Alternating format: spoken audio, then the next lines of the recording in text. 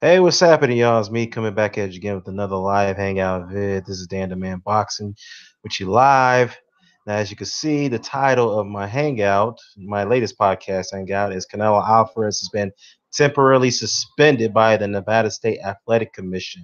Now, this is kind of a bit of a bizarre, but I'm gonna go ahead and read this article here, and then I'm gonna give you my thoughts on it and and tell you what this means here. So give me a second here.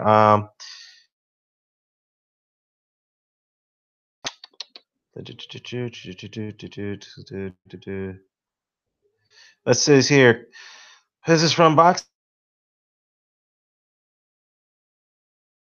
Perez, who's 49 and 1 with 34 knockouts, has been temporarily suspended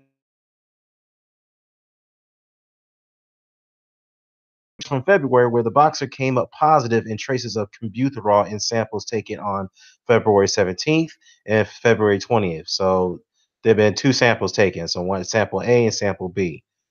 Bob Bennett, the executive director at the Nevada State Athletic Commission, has advised the LA Times that a commission meeting has been scheduled for April 10th to settle the matter. At the moment, Canelo Alvarez is still scheduled to face IBF, IBO, WBA, and WBC middleweight champion, unified champion Gennady Golovkin, who's 37-0 and 1 with 33 knockouts in the rematch on May 5th. Okay. So that's all the article says here. It's been in and out. Okay. Is that better? How's that sound? What's up, Rock, by the way? Rock 89. Is that audio sound better there? Okay, there we go. Now, so basically, yeah, what's going on, Chills? Jills, yeah, what's going on? I look, yeah, I don't know, man. I think what the Nsac is trying to do, they're trying to make it seem to me, it seems like they're trying to keep this on a hush in a way where they're trying to create a facade where okay, we're going to get down to the bottom of this, but nonetheless, the fight is conduct a proper hearing to get get a proper explanation. Then we're going to as long as the fight is a cash cow. Now, kind of similar to the Floyd Mayweather situation. I don't want to bring up this, personal issues, but it's kind of like his situation where he had his personal disputes, with his one of his ex girlfriends, and then they were holding a trial whether they were going to allow him to they were going to revoke his license or they're going to allow him to fight, Miguel Cotto. So they decided to allow him to fight and keep his license to keep, and to go ahead and proceed with the Miguel Cotto fight, and then after that he will have to do his time served for his domestic dispute. So it's kind of like almost a similar situation where it's a cash cow matter where let's just let's just go ahead and pretend that we're doing a proper investigation, then we're gonna clear him based off our whatever findings that we come up with. So to me, this temporary suspension situation with Nsac, I don't think it's really going to mean much. I think the fight's going to go ahead. Canelo's team is going to use this, or Golden Boy, who represents Canelo Alvarez, is going to they're going to present this and say, you know what, Canelo is not the only fighter that's been affected with the Combuterol situation in Mexico. So he's passed everything else, as they stated. He's passed every other test. He hasn't been tested for any other banned substance. So this is just only a one-off where he's been randomly tested for many years until this point. So they're going to use that case to strengthen their arguments with Nsac when they have a hearing on it, and Nsac is going to more likely clear them. So that's the way I look at it, guys. So let me look at the chat. RKO Khan, what's going on, man? He says that is the fight canceled or not? No, the fight's not canceled. It's still ongoing. They still got it scheduled. So who knows? Who knows? They may surprise me, man. They might fully point is still scheduled. And when they said temporary suspended, that means that I think they're just going to clean this up to make it look like they're doing something about it. It's like I said, who knows? I could be surprised, but about them giving them a actual suspension, an indefinite suspension, I should say. So George Boggy says here, so do you think that's temporary suspensions just so they don't look bad and people can say they aren't doing their due diligence? Yep, exactly. Exactly. That's exactly what it is. That's why I call it a facade. They just want to make people to believe that they're actually doing their job. They're not sitting on it. They're not letting this scoot by because Canelo is a cash cow. But more than likely they're gonna clear him. They're gonna clear him because they understand that Canelo Alvarez is one of those guys who brings a lot of revenue to the state. Particularly in Vegas, he brings a lot of revenue, so they're not gonna risk that from happening. And Rock 89 says, "So why did they wait so long to even enforce the suspension?" Hey, that's a damn good question. I would like to know that. From what I read in this article, it doesn't even really explain much of that. So I guess it could be the fact they weren't bombarded over this situation when this news broke out a couple weeks ago about this. Yeah, what's going on? 122 4529. What's going on, sister? Everything's good. Everything's good. Um, George Boggy says, I think it's even more bad for for Triple G. He needs to fight more than Canelo does. You know what? That is a sad case. You're absolutely right, George. It's sad for Golovkin. I feel sorry for him in a way because he's doing all the right things. He's doing the best he can do to make this thing fair. But to your point, though, he does need this fight more to Canelo because he's not going to make any more. He's not going to make this type of revenue, this type of purse anywhere else.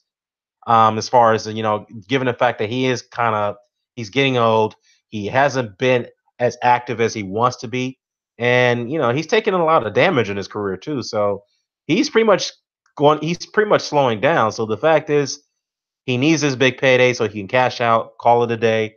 Invest his money very well, which I'm sure he's doing. He's going to invest whatever money he's made from prize fighting, and then be a family man. So it's sad though because he's got to be subjected to this, and he does has a right to back out of the fight if he wants to, but from another perspective, he doesn't have nowhere else to go if he want to make this type of purse and revenue. You know what I mean?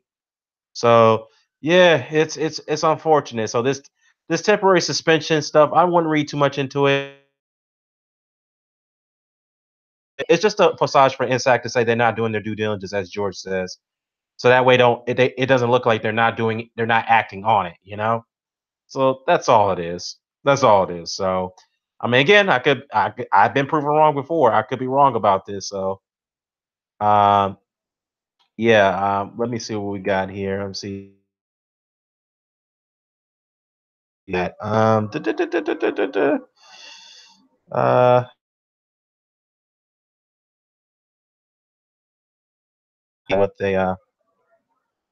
what they think about this. I won't be on too long, guys. Let's see.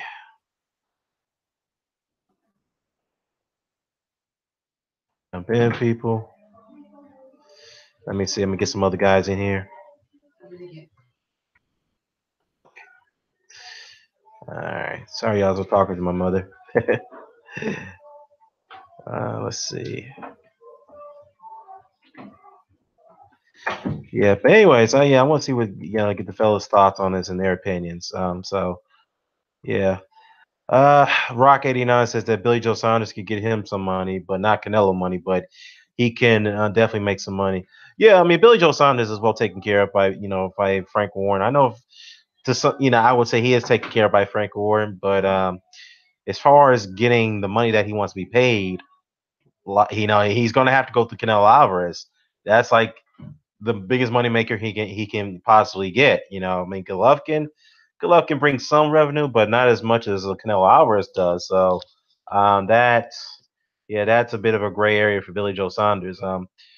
1224529 says that I think Triple G should unify with Billy Joe Saunders, be done with this mess. I agree. I agree. I think he should just get out of the Canelo fight and just not deal with the madness and just go for unification and then call it a career. You don't have to defend that title. As much as I want him to defend, if he beats Billy Joe Saunders and becomes undisputed, if he wants to make a couple defenses, so be it.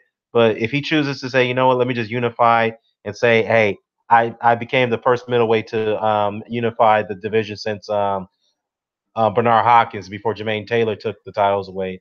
That'd be something he could say I've accomplished. But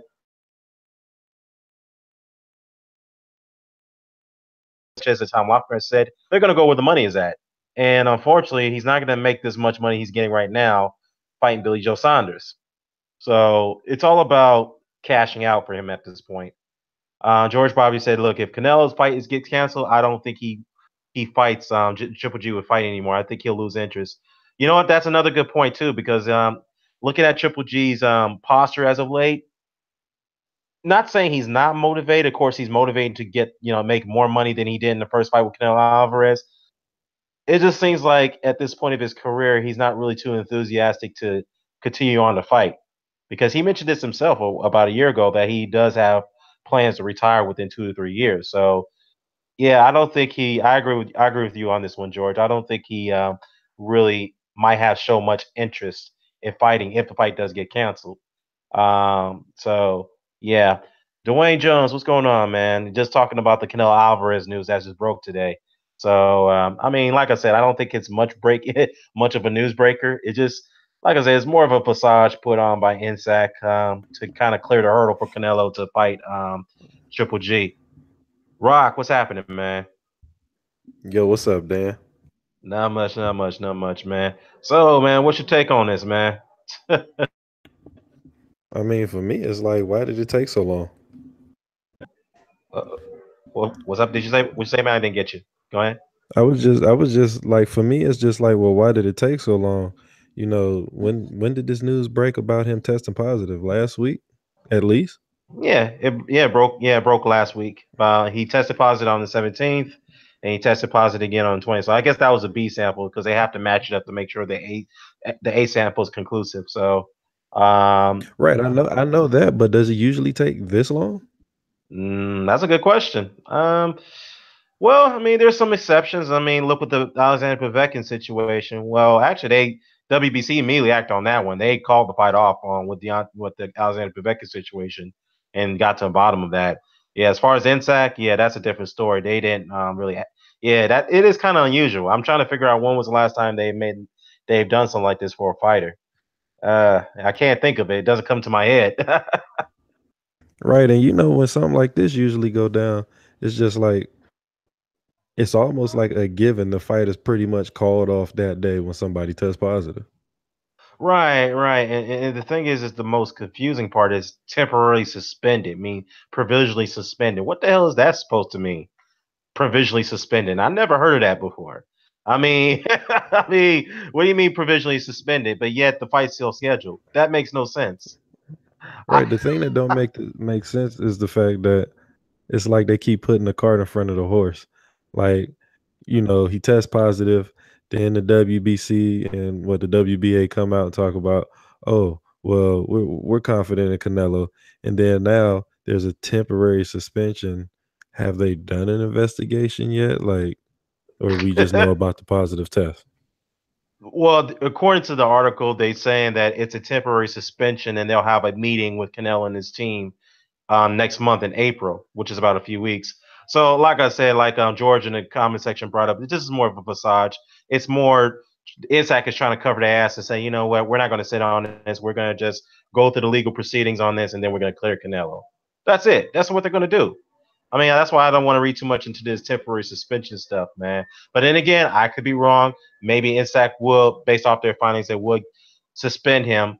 But yet, that doesn't mean the fight can't go on because Canelo can still, they can still move the fight elsewhere because this is only in Nevada. You know what I mean? They can move it elsewhere. So I see EJ in the chat. What's going on, EJ? Everything, boy. Busy, busy. Man, I just come back from Joseph Parker interview. I'm not Joseph Parker interview. Joseph Parker press conference in the morning. I interviewed what's his name? Kevin Barry. Interviewed Higgins. I interviewed Dillian White. You know what I'm saying? Like, who else I interviewed? You check my interview with Scott Quigg, man. I got him on Rego. I got him good on Rego because I said, and I was interviewing about the Oscar Valdez, and I said, listen, you explain to the people what happened with you and Rego and why that fight didn't go ahead. And he said, "Oh, no one else fought him, so why do I have to be the first? Why do I have to be the first to fight him?" And you should see his face, man. You should see his face. Like shit, I fight him because the risk worth the wars. He wasn't paying that, but he was pound for pound. like third in the thing. He's like, fuck that. I don't need to be fighting him. Let someone else fight him. I Scott like, Quick. you know, yeah, Well, it was Scott Quick. hilarious. Let's be It honest. was Scott hilarious. Quick. Yeah, He's Scott cool though. Quick. I like him. To be Yeah, honest though. yeah. I like Scott Quick too. But let's be honest. His posture and his attitude is more about making the most money he can get it. He can care less Yeah. about being pound for pound, being a top rated fighter. He can care less about that. That's just the way I see Scott's Quick. I mean, hey, it is prize fighting. It's a business. It is what it is. Yeah.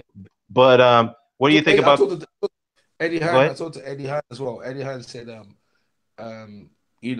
if AJ impressively takes care of Joseph Parker, there will be a fight with Deontay Wilder AJ this year.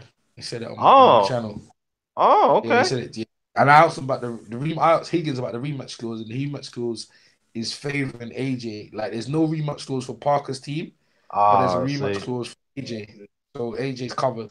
But at the same time, they're getting percentages and whatever, and they feel like if it's a close fight, they'll do it again. AJ might give him a rematch. You know how AJ is, so depends on how that fight is. But he said both of them have got rid of the mandatories. He goes, why not? He goes, everyone wants to fight. I want it this year. If there's Eddie said the fight will happen this year, it depending on what happens in this fight. I mean, Okay. this is a voluntary, but he says, yeah, it's looking good for this fight to happen. Okay. Okay. I'm Well, excited I though. mean, yeah. Yeah, that's cool. I mean, business is business. So I guess if they couldn't get the rematch clause, at least they can do is get the a certain percentage of the other revenue other than their guaranteed purse. So I guess it's like Yeah, a trade off in a way. So I mean, I think it's more by principle. I think Joseph as a champion should at least gotten that rematch clause because I think it's more than fair. It's fair, not more than fair. It's fair. yeah. Yeah, so well, he's right now. He's right now. Kevin Barry said because of the press conference is being uploaded on my channel, right Uh, in the morning. They said that our resume is far superior from Anthony Joshua's. It's much better. That's what Kevin Barry said. So their press conference in the morning was to boost their confidence and make them feel good about themselves, and because next week it's all downhill. They've got a media work. It is for real. It is, man. They've got a media workout, and like they're just gonna be swamped with. It's all about AJ. Like no one giving you a chance. So he's brought their own media and a couple of us, like UK media, to come cover him. And he was cool, man. I ain't gonna lie, I like Joseph. I think he's a nice guy. From what I seen about him, he's polite. uh, He's trying his best. He's come to try his best, and obviously you're gonna talk a bit of shit because you think like you're all that. But other than that, I don't give him a shot. But you never know, man. AJ said he wants to fight to be like Evander Holyfield and Riddick Bowe, but their skills doesn't really compare to them two guys. But hey, we'll see what happens. I'm telling you, the fight gonna be good. Next week's gonna be good. Dillian White, I interviewed Dillian White. Dillian's looking forward to the fight, and he's just looking a good, mature performance. He's not the same guy that he is before, where he got hot tempered. So they're trying to take that out of him and trying to make him more a stylish boxer. But to me, that's what made Dillian who he was. That aggressive slugger, body snatcher, and stuff like that. right. Um, Right, so right. Yeah, I mean that'd be interesting to see those two heavyweight clashes come about, man. Who knows? I mean, the Dillian White Lucas Brown could turn out to be a damn good heavyweight fight that could upstage Joseph Parker and Anthony Joshua. So we could see, and then again, David Price and Alexander Povetkin could be a wild card as well. I'm looking forward to yeah, it, man. We're gonna have 2 straight weekends of heavyweight action. Definitely puts the heavyweight division in the mainstream, which is the most mainstream division out there at this point. So yeah. I'm looking forward to it, man. Really looking forward to it. So what do you think What about Canelo? Canelo Alvarez? What happened to Nsac? Canelo? What's he done now? Canelo, what's Canelo done now? What's Canelo EJ who? don't care Well, about no. hold on. Let me say this, man. Hold up. It just came out breaking news that Nsac, Nevada State Athletic Commission, had came out and they temporarily suspended Canelo Alvarez due to his failed test with computerol. However, the fight is still scheduled for May 5th against Gennady Golovkin. So what Nsac is doing is that they're temporarily suspending him. They're going to hold a hearing on, I think, April 5th or something like that. I have to go back and look at the article, and then they'll go from there. To me, that's all Well, of a that means facade, he's man. fucked then. Well, that's fucked up his camp, isn't it? That's fucked him up, isn't it? You can't Yeah, have that going into. You can't have that training on the back of your head because you're thinking about, okay, you gotta go for a hearing and sit there, and he's probably gonna pass. But just knowing that's on your head, he's fucked going into the Golovkin fight. This team Golovkin have kind of like changed the scales. If you think, for me, if someone puts that kind of thing pending over your head, how can you train properly on focus Yeah, on something? You can't right. focus properly. Your focus is Yeah, all out of whack because your focus is worrying about if I fail, then the fight's off, and also if I pass, how can I how can I refocus myself? And this is getting so much attention about it, it's messing up my head, man. Like it's a lot. That's a lot of this. That's a lot of distraction, that unwanted distraction that he probably, in my opinion, doesn't need. And I ain't gonna lie, he's gonna be roughed up. He's coming into the fight with a beard, and you know what I'm saying. Like that's not. yeah, It doesn't look good. Because I was coming into that fight thinking Canelo was gonna do his thing, but with all this thing hanging over Canelo, it's not good, man. It's just yeah. as a low place, I think he, low place thinks the Donna Stevenson curse. He thinks it's it had he nothing thinks to do with it. I don't want to hear it's that. That ain't got nothing to do with it. But let me just say this. Deny it, No, Dan. no, Deny no, it. Make it no, no, stronger. no, no, no. Make it Hold stronger, on, baby. Go hold ahead. on, no, no, hold on. Let me finish. Let me finish. I'll get you in. First things first. I think I agree with you all your points, EJ. I think psychologically it's going to screw him up because I think he's afraid of what people are going to perceive him now at this point. Because you mind you, Canelo's got a lot of faithful followers, and now they're kind of going to turn their back on him based off this whole situation because it does make the situation kind of look worse. But again, when you look at the word temporarily, which is a provisional suspension, I never heard of that before.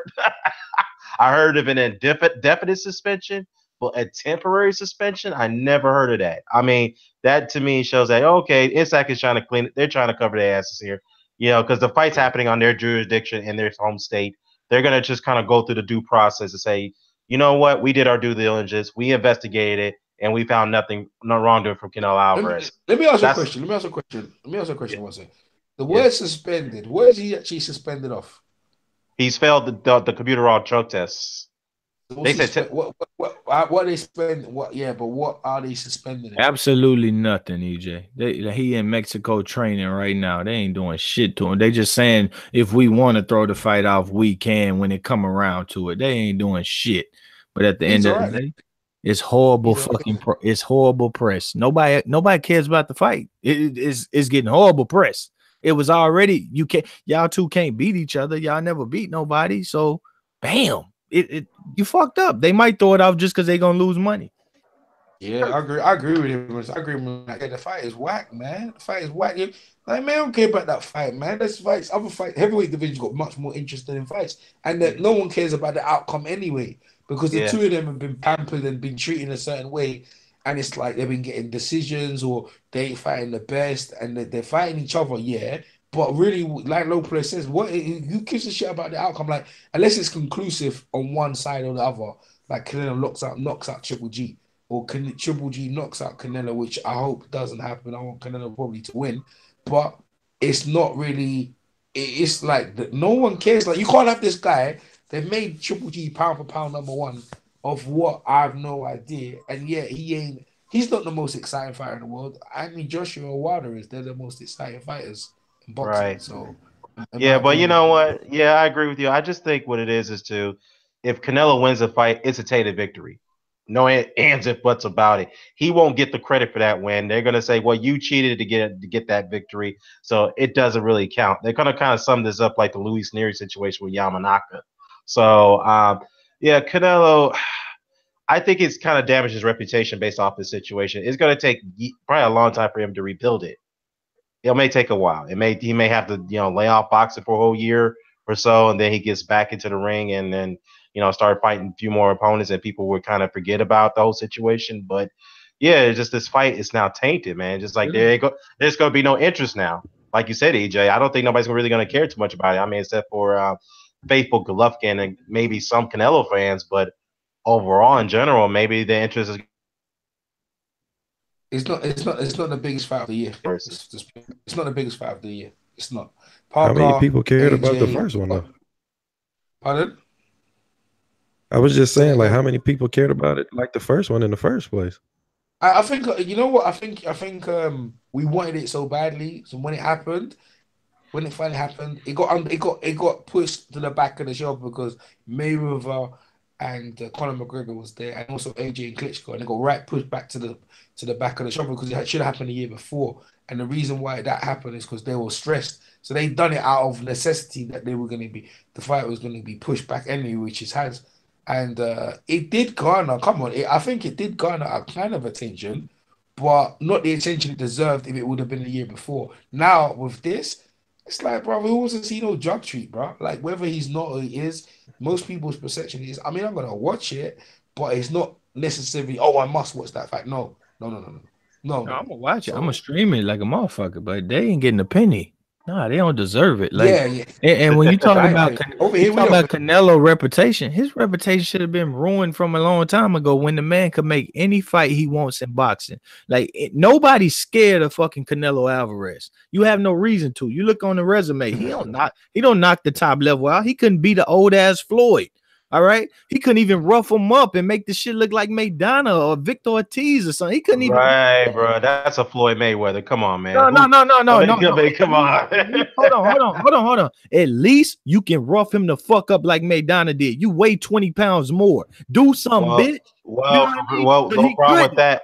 The problem with that argument is that Maidana and Ortiz are much faster footed than Canelo. Canelo is a very slow footed guy. I wouldn't say that. Yeah, nah. He's dude. Well, explain Canelo. Cotto. Explain Cotto roughing him up. And Maidana only roughed him up in that first fight.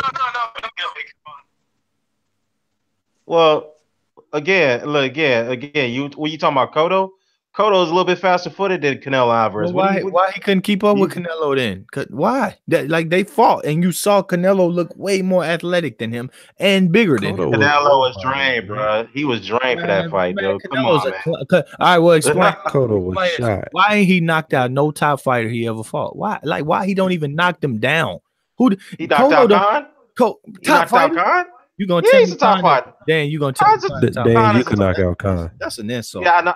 That's still a top fighter, but he's still a top fighter, though. No, he's a name. Dan, you can knock out Khan. That's a name. I know. That's true. I can't. But still, though, that is a name right there. Well, I mean, what's the big deal here? No, we're not doing names. We talking about fighters with success recently. What? The Khan don't got no success. Khan ain't even a fighter. He's a dude you pay to come get knocked out. That's what he is. And until he proves otherwise, Canelo ain't shit, man. Like, this is just what it. He don't take no time. If you give him a tough fight, no, thank you. I don't know. He can make every fight in boxing, and people hang from his nuts while he tells you I ain't making shit. Fuck him. I'm not begging it. Nope.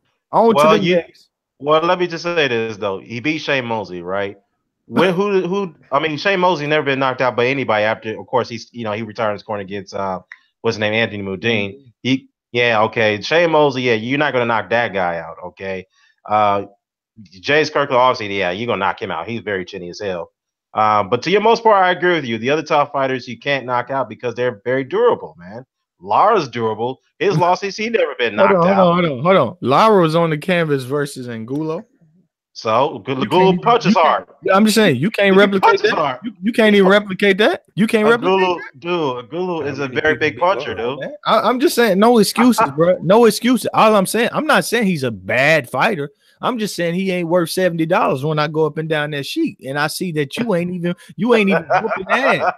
You ain't whooping ass. So it should have been tainted out. All Canelo is a Mexican with a Mexican fan base. And y'all Mexicans shut that shit up. Floyd don't know people out either. Yeah. But you know what, though? Dwayne Jones in the comment section had brought up a good point. He said, look, listen, Canelo has been getting special treatment for a while against Lara, Floyd, Golovkin, and even Khan had decisions on the card before giving to him. Good point, because many argue that Khan was beating him in that fight before he got stopped. So that was unusual scorecard, number one. And number two, the Floyd decision. We all know Floyd hands down beat Canelo Alvarez. You could probably only give Canelo Alvarez maybe 2 rounds in that fight. Easy work. But yet somehow one judge gave it a draw. I think it was C.J. Ross who gave it a draw.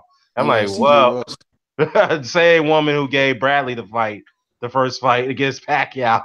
Canelo should be as irrelevant as Adrian Broner, bro. Like, literally, like, just Adrian Broner's not Adrian Broner's relevant. Adrian Broner's relevant, dog. They both like no, how you look at them. Like you know how you look at Broner. You know how you look at him. That's what I mean. That kind of you look at him like Broner that way because he's losing though.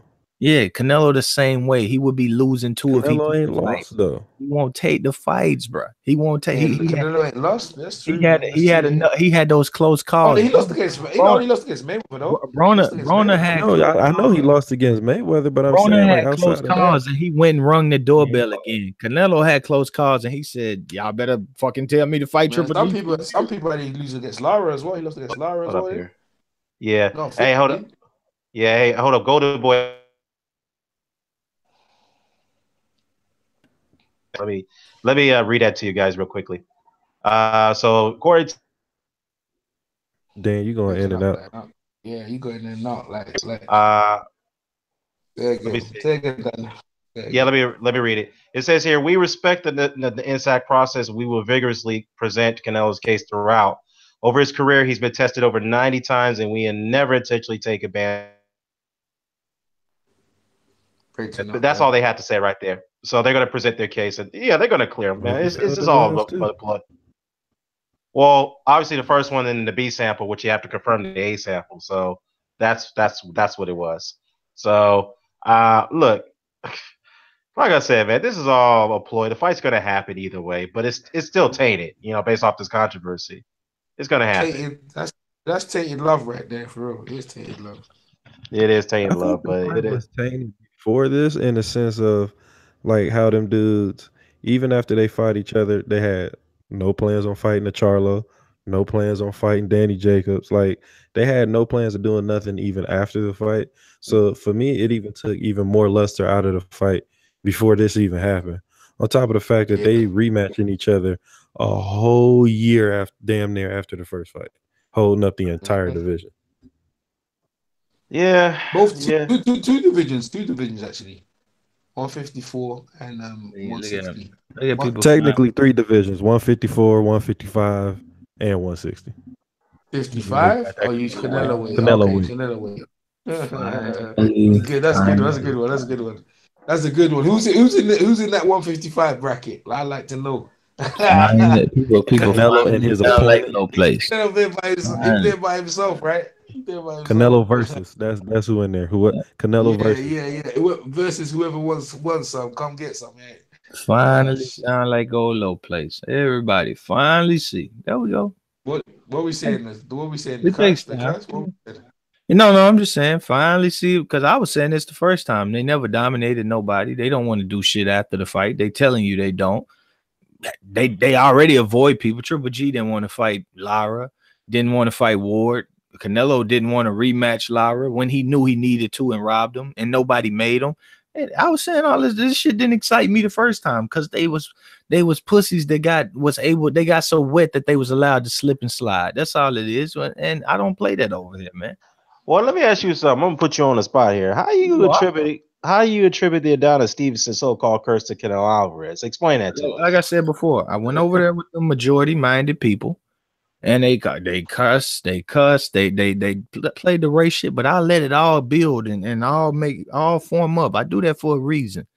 Cause I'm gonna bust your ass when it come time. That curse gonna do it. It's gonna do it for. They was saying Canelo's this, Golovkin's this. Oh, that's Stevenson's put. Okay, and I ain't even talking Stevenson. I'm just telling you how these dudes ain't done shit, and they ain't gonna do shit. Canelo's never gonna get the Oscar resume because he's only gonna fight money fights because they know he's not good enough to get the Oscar resume.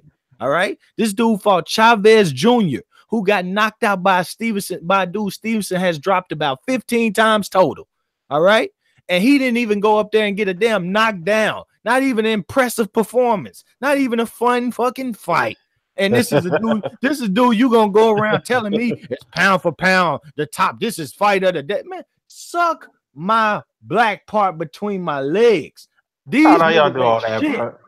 Well, how does Canelo Alvarez have to do with the Adonis Stevenson? I just told you. Okay, I'm gonna get off this. You feel it? So you feel it? Canelo is cursed because other people was talking about how good Stevenson was. No. Because what did he listen, do? He is guilty of his fucking crimes, and they are accepting it. So it's cursing this sport, bro. You're gonna be pure. You're gonna get gone out this motherfucker, man. It's showing you that repeatedly. All you got to do is be a man. But Canelo what ain't does this no- have to do specifically with Adonis? It's not a Stevenson? specific. If it want to touch you, cause your bullshit is gonna touch you. You ain't realized that. You ain't realized. He's No, fucking- you don't. Like I said, you don't have to love it. You don't have to love. You don't have to get in line, but you gonna sit up there and you I gonna see it. don't get it. All right. All right. Hey, you don't get it. You don't get it. Hey, do you ever listen to the videos So what like did, after? okay, let me ask you this. like, You didn't after get it. you You get didn't off, get it like, when Bernard Hopkins. serious? You didn't get it when I told you Bernard Hopkins was cursed either, did you? That had a direct. That was Bernard Hopkins cursed. Hold on. That had a direct line to do with Adonis Stevenson, right? But you didn't get it. But how was Bernard Hopkins cursed though? Hold on. Let him run down this road. Let him run down this road of he just said the only reason it ain't Canelo because you don't get it. And no, you said it's not Canelo because it doesn't directly attach to him. But I tell you how directly. No, I didn't say that at all. You asked me how No, does I it. didn't. Did you not ask me how Canelo I attaches? asked you a question. You said that I said it something about Canelo not being attached to something. I just asked how. How does all right. And when I told you, you said I don't get it. So let me break down what I'm telling you. But now you're talking about Bernard Hopkins. All right, because I want to prove it. I want to prove to you something. If you give me a second, I'll prove it to you. I believe instead of letting me alter my point because I'm talking about something else. All right. Do you know the situation between Bernard Hopkins and Adonis Stevenson? Yes or no? Yeah, better than you, honestly. Okay. You think you know that he got less money to fight Kovalev than Stevenson? Okay, but whatever. Is that what you know? I think I know that you always say Bernard ran and didn't want to fight, even though he was chasing. Chasing Adonis for the fight. Let me ask him something. Hold on, Dan. Let me ask him something. No, hold up. Let's just get off it for now because the chat's getting a little kind of weird about this. Let's get to Tyson Fury. Tyson Fury is now reported to sign with Frank Warren. What do you feel about that? That's another don't care subject. Why would you want to talk about the worst? I was enjoying that conversation. Yeah, why would you want to talk about the worst lineal title reign in boxing when we talking about something that? Are you saying lineal title reign? What he said? Yeah, this dude is a cokehead. Title reign can be horrible. Something that's happening in boxing that just ruined the best fight, man. EJ just told you. The worst title reign. I won't go. I mean, it's Dan's show. Dan, if you want to talk Tyson Fury, let's do that because the guys in the comment section are kind of getting uncomfortable with this curse talk, man. So let's just get on to boxing, okay? But anyway, Tyson Fury is reportedly going to be signing with Frank Warren. What's your guys' take on that? Not true. Tyson Fury should get taken behind the bar and just stopped. Not true. Eddie Hearn's been working. Tyson Fury's still out of shape. I talked to Lucas. Lucas when he came a week ago, he went to Tyson Fury to spar with him and stuff like that. He said he's looking all right, but he's nowhere in shape to fight. And when he does, Tyson Fury's gonna stay low with Mick Hennessy. He's not gonna go nowhere else. That's just rumors, man. And Mick Hennessy's his guy. Look at Mick Hennessy has done so much. They're still low with him. There's all these rumors are just not the truth. Frank Warren still promotes the fight, and Mick Hennessy co-promotes it and manages him. You see, Mick Hennessy, I know the contract's probably up, but he's low to Mick Hennessy. So, but the only problem is Peter Fury, because Peter Fury's not in the picture no more. So it kind of complicates things. Because I think he's going to sign. I think he's going to go with MJ Maibrea. I think he might be with them as the manager. Because I think maybe them and have Frank Warren promote the fight, but he won't be tied to Frank Warren. He'll be like like a freelance guy. I can fight on his shows, fight on Eddie Hearn shows, and that stuff like that. So yeah, I think that's what he's gonna do. Breaking up. I'm in a very bad area. I'm in a bad area. But here's the thing: according to the report, that he could come back on the undercard of Carl Frampton, Nonito Donaire. So what do y'all think about that? Yeah. That could be. This is what I'm saying. He could. But like he's no way in shape now. He's still fat, and he talks a lot, man. But people can see He's talking more in the media than he is training. You know what I mean? Because when you're training, I ain't got time to talk. You ain't got no time to be talking. You know what I'm saying?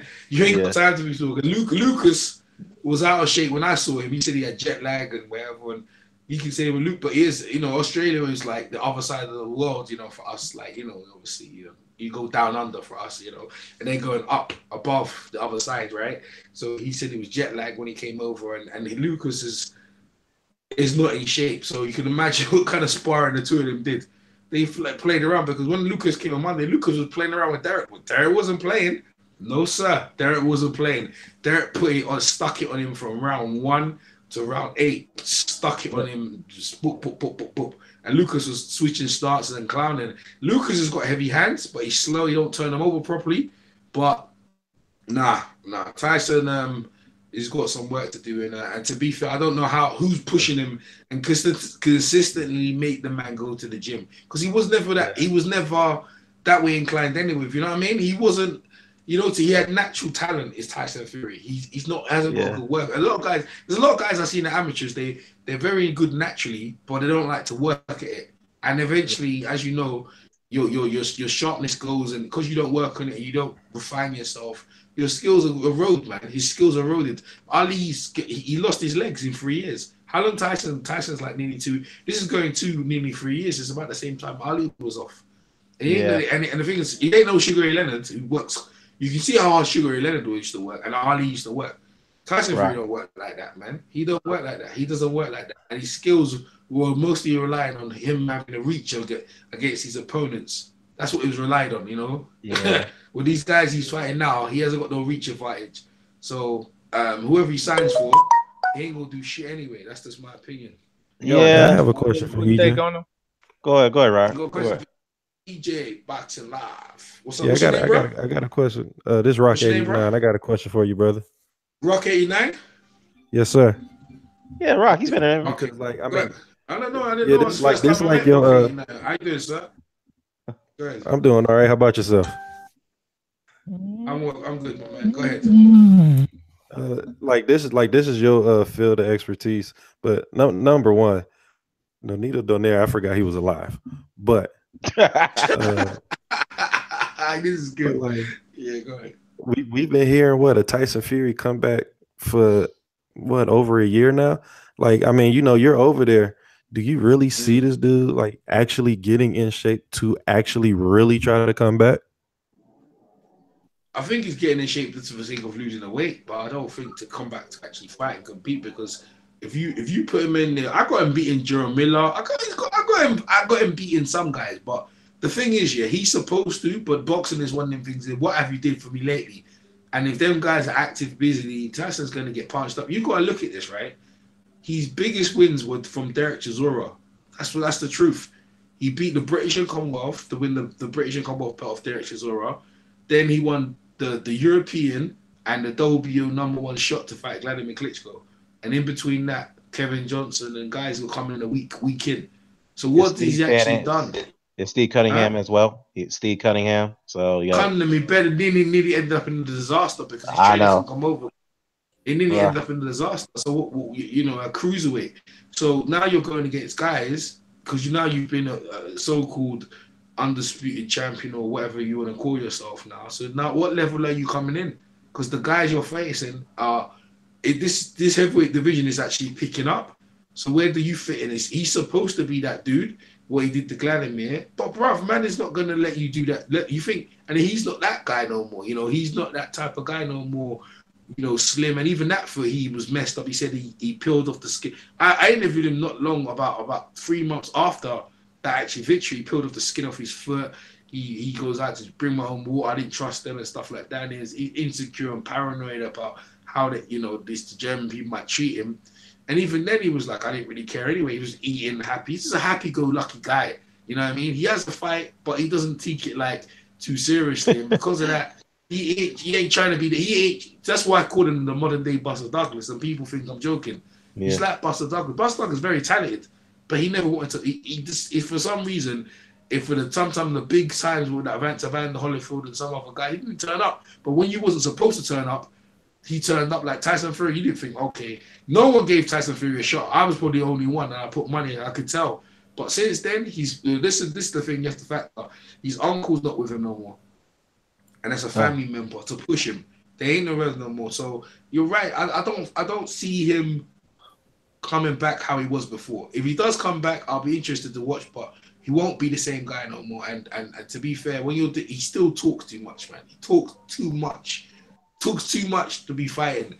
Every time you say I'm gonna equal Joe Lewis's record, I mean, who puts the mic near this guy? Like, you need to. How you gonna equal Joe Lewis's record of 25 defenses and you ain't got no belts? Yo, you know what I mean? Yo, can I ask a question? Go ahead. Anybody here drug counselors? Nope. No, sir. No, What sir. the fuck we talking about this damn cokehead then, man? What's the point? He's not coke. He's a cokehead. Until further notice, he getting in the ring and doing it. He is a cokehead. You don't get sympathy and get to turn it around until you do something, bro. Bro, he's signing with Frank Warren. From what they're is he in the ring? Is he in the ring? He is. Yo, hold on. Well, man, is what's the word I'm looking for? He was still promoted by Frank Warren. He's up and down. He's up and down. You don't know what's gonna be with him, man. You got to see him in the ring. Actually, until then, it's like sign a fight, Tyson. Until then, we should be talking about Mike Tyson. All right. But you know what, though? But here's the thing. Dwayne Jones asked me an interesting question in the comment section. He said, Dan, do you think Tyson Fury would have beaten David Haye when they were scheduled to fight? Good question. I think he would have beaten him. Yeah, I agree. I think so. Wilder was supposed to fight Tyson Fury as well. Sky didn't want to buy the fight. Because he wanted to replace. Wilder was supposed to replace David Haye, but Sky said we don't know him. We don't know enough about him, so they didn't want to make it box office. It's stupid. It was why? I mean, they were willing to make it. I think they should have. No, both of them. No, they would have sold it. They were young, and they would have. One of them would have lost early, and then they would have set the tone for what would happen now. I mean, it would have been the rematch. We want to see them again, but we never. Sky didn't believe in Wilder. And they didn't want to play. They believed in Fury. They didn't believe in Wilder, and we missed that. Missed the opportunity. I think they missed the opportunity there. In my opinion, early. If you get someone early to have a fight, then you build it for the future later on. Because that fight now it doesn't got no legs now. Because it's because of Fury. Yeah. Like Fury's killing his own what could have been. You see what I'm trying to say? Like Buster Douglas. No one cared about Buster Douglas, but he beat Mike Tyson.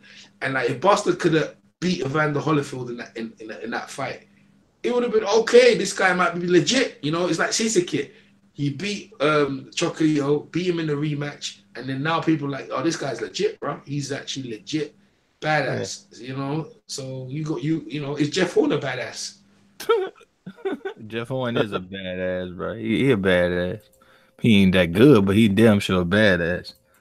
But you know what, though? Hey, realistic boxing having brought up it's a good comment. I might have to agree with him. He said, look, there's so much hate for Tyson. Even if he didn't beat Vlad, the division would be the same. He freed that division, which is true. You got to give him credit for why the heavyweight division is the way it is now. Because if he didn't beat Vladimir Klitschko, That's Fury. Yeah, when he beat Vladimir, he kind of changed the landscape of the heavyweight division of what it is now. And then he snorted a damn ski. He went skiing. Yeah, he still screwed it up. Yeah, he went skiing.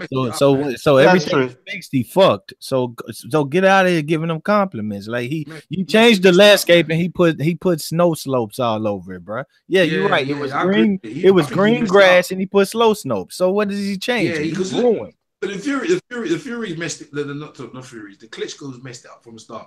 Listen, let me tell you this. This is an absolute fact. When the Klitschko's were on the division, because they didn't want to fight each other, there was no undisputed linear champion for the minute. There's none. You can't have the WBC belt floating over there, and then you have all the other belts but your brother's belt. And when your brother retired, why didn't you go and pick that other belt up? Why didn't you go pick up the WBC belt, man? You just left it alone to the Willows. Like Glad never hold the WBC belt, but yet we're just gonna say he was this. His record, he nearly equaled Joe Lewis's record. Like, who's saying that? Like, why did they just put that out there? And you're supposed to have all the belts, but it's like, oh, we're just gonna look over that now. We're just gonna make up all the rules, and that's what's happening in boxing. Can I ask a question? Can I ask a question? AJ Wilder, number one. Go on. Yeah, but before you do that, but to be fair though, the Klitschko's kind of held up the division because quote unquote, they promised their mother that they would never fight each other if they were to become champions. I don't know if that's One of them should give it the belt. EJ, yeah, I get it. EJ, hold on. Let me ask Kiwi this, because Kiwi he really wants me to protect Tyson Fury up in here, but I want to ask you. Hold on. Let me ask him. Just let me ask him a simple question. Sound like he wants to protect Tyson Fury, but when Adrian Broner is brought up, if we talk about Adrian Broner talking about suicidal notes and showing guns, why can't we talk about fucking Fury being a fucking cokehead? He did it, bro. He's a maniac. Hold on.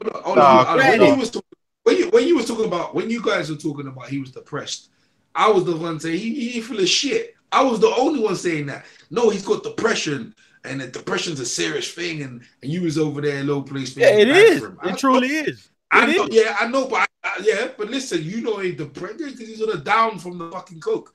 That's what I'm trying to tell you, like, he full of shit. Like, yeah, it's good. It is what it is. Like, he showed who he is. I give him benefit of the doubt. When you say real injuries, benefit of doubt until some shit, and he proved it. He nothing but a dirty fucking junkie. And you're not Kiwi. You're not finna tell me that I can't talk about Adrian Broner and the rest of these got the same. You're not gonna do it. The man ruined his legacy, and he's trying his. He may be trying his hard to get his back, but he gonna have to prove it before I sit up here and suck his toes like you want. Bruh, but he's cleaned himself up. Yeah, he How you know? How you know? No. What? Cleaning which part up? You drinking? Well, the part when I mean by part cleaning up, he seems more active in his weight. He's more active getting. Have you seen him? Have you seen him? Yeah, I've seen him. He couldn't even put on a suit. The belly was busted over. He was enjoying the fact that he's a beer belly. You know, Tyson's. I'm telling you that Tyson. There's a symptoms of these people, right? Who eat and drink like that. They eat and drink like that because they enjoy it. They think it's fun, and then when it comes to like losing that weight or doing the extra pound, like fuck that. You know what I mean? I'm just gonna keep putting shit out there and hating on AJ. The man was never serious in the first place. He beat Glad because he looked at Glad as a pussy. But now real dudes are looking at him, and he don't want that work, man. He don't want that. Can I ask Kiwi one more question? Like, man, it's not even. Hold on. Let me ask him. You don't got to do that. Hold on. Okay. All right. Go ahead. He said, "I'm saying talk boxing, not their fucking issue." Okay, so if I'm talking boxing about Tyson Fury, who has not boxed in years, Kiwi, what do I talk about? What do I talk about? Kiwi, please answer that question. What is there to talk about? Is he or is he not going to come back? Is all I can think, and I don't think. Well, to be fair though, Kiwi's like, okay, you could say if you don't think he's gonna come back, but to bring up his issues to slander him, that's the problem he has. Slander. Hold on. To tell the truth is not to slander. What he done, telling what he done is what he done. Okay. He did take coke. He did. Yeah, he did. He did. He did take coke, and he drinks like alcohol, but he's trying to bring himself back. The question exactly. That's what Kiwi is saying. Yeah, he's trying to bring himself back, man. Is there I look at him and I think you're a joke. You look at he can't. No place has the right to, because you know why? Because as thus far, he gave out his Ring magazine and he's got his license back, and he's still not hasn't got no fight date. It's a low place until then point is going to criticize him. What do I need to hope and pray for him? I'm not the saints of no, fuck him. Like, and everybody else who would take that route, fuck him. End of it. Is he funny? Yeah, he's a funny fuck. He's an Adrian Broner funny level person, but he's a clown just like him, and I treat them as such. Adrian funny type of person. That's deep, bro. All right. Look. The fact is, look, you make some good points. Yes, his personal issues does have to come up to light to some degree, but as EJ said, he is bringing himself up. He's trying to get himself back to where he used to be in some ways. We all know he's not going to be the same fighter that he was. We all know that he abused his body over his layoff. He did things he wasn't supposed to be doing. We understand that. But the fact is, I believe that he's trying to get his career back on track. He's trying to do the right thing. Yes, he still has his antics in there. It's all about box. That's what boxing is all about. Create antics and controversy. That's what he's always been. From this other part of his life, I think he's trying to get away from that. That's what I believe. That's what I believe. So just give him a chance, man. That's what I'm saying. Give him a chance. Give him a chance. All right. So so let's talk about something else. Joseph Parker came out. I think you disrespected the press from New Zealand, Samoa. Did you read anything about that? I was at the press conference this morning, bro. I was at the press conference this morning.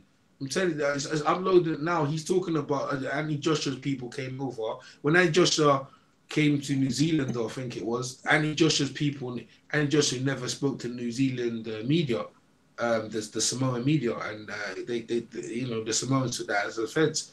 And they were upset by that, thought it was disrespectful. Is that what you're talking about? Yeah. That's it right there. He felt that he didn't give Yeah, them.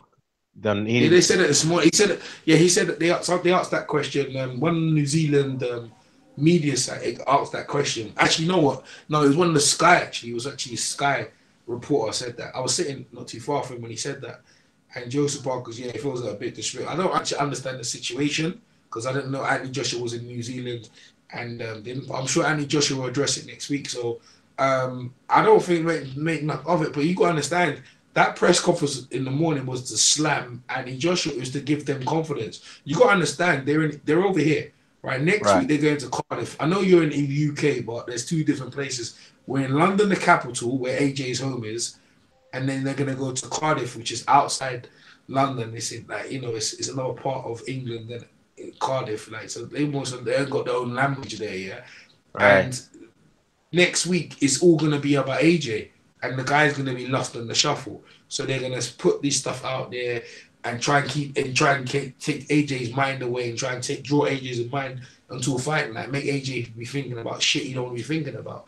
Make AJ they're trying to make AJ seem like he's not a nice person. He's a crook. He went over there and he just this the whole nation. Which is Right. I don't know if it's true or not. And AJ answer. I don't think AJ needs to answer to anyone, to be fair. And if he was, he's training. I mean, he don't have to. Joseph Parker, on the other hand, was friendly to us over here. He was cordial. But having saying that, he answered only to the New Zealand press and some people to Sky, but he wasn't available for one-on-ones Yeah. for us to talk to. I took a picture of him.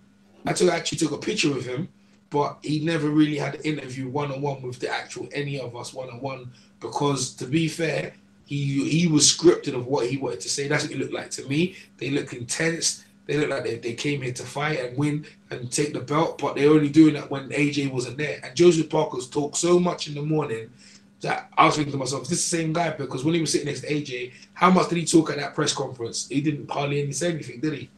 But when AJ was there, so Yeah. it's just one of the guys that when you're there, I'm not saying nothing. When you're not there, I'm gonna start talking shit about how you disrespected my people and stuff like that. Right. And the guy's not there. He's not there to defend himself. AJ. Yeah. Yeah. I mean, it is what it is on that. Maybe if AJ would like to have talked to the press over there, it kind of made things. He could have been more respectful, but hey, AJ's inclined to who he wants to talk to, so he's his own man. He can make his own decisions. But hey, I see B Marsh in the chat. What's going on, B Marsh? What's happening, man? What's Yeah, goody, B-Ma? What's happening, fellas? not much, not much. I know you got something to say about this Canelo controversy. Again, Canelo just got temporarily suspended by Nsac. So did Yeah, you but get? he's still gonna fight in Nevada. Yeah, exactly. So do What you does think it that all it's? mean? That's why I see. Here's the thing. I never heard of the word temporarily suspended or suspension. Have you heard Yeah. of that?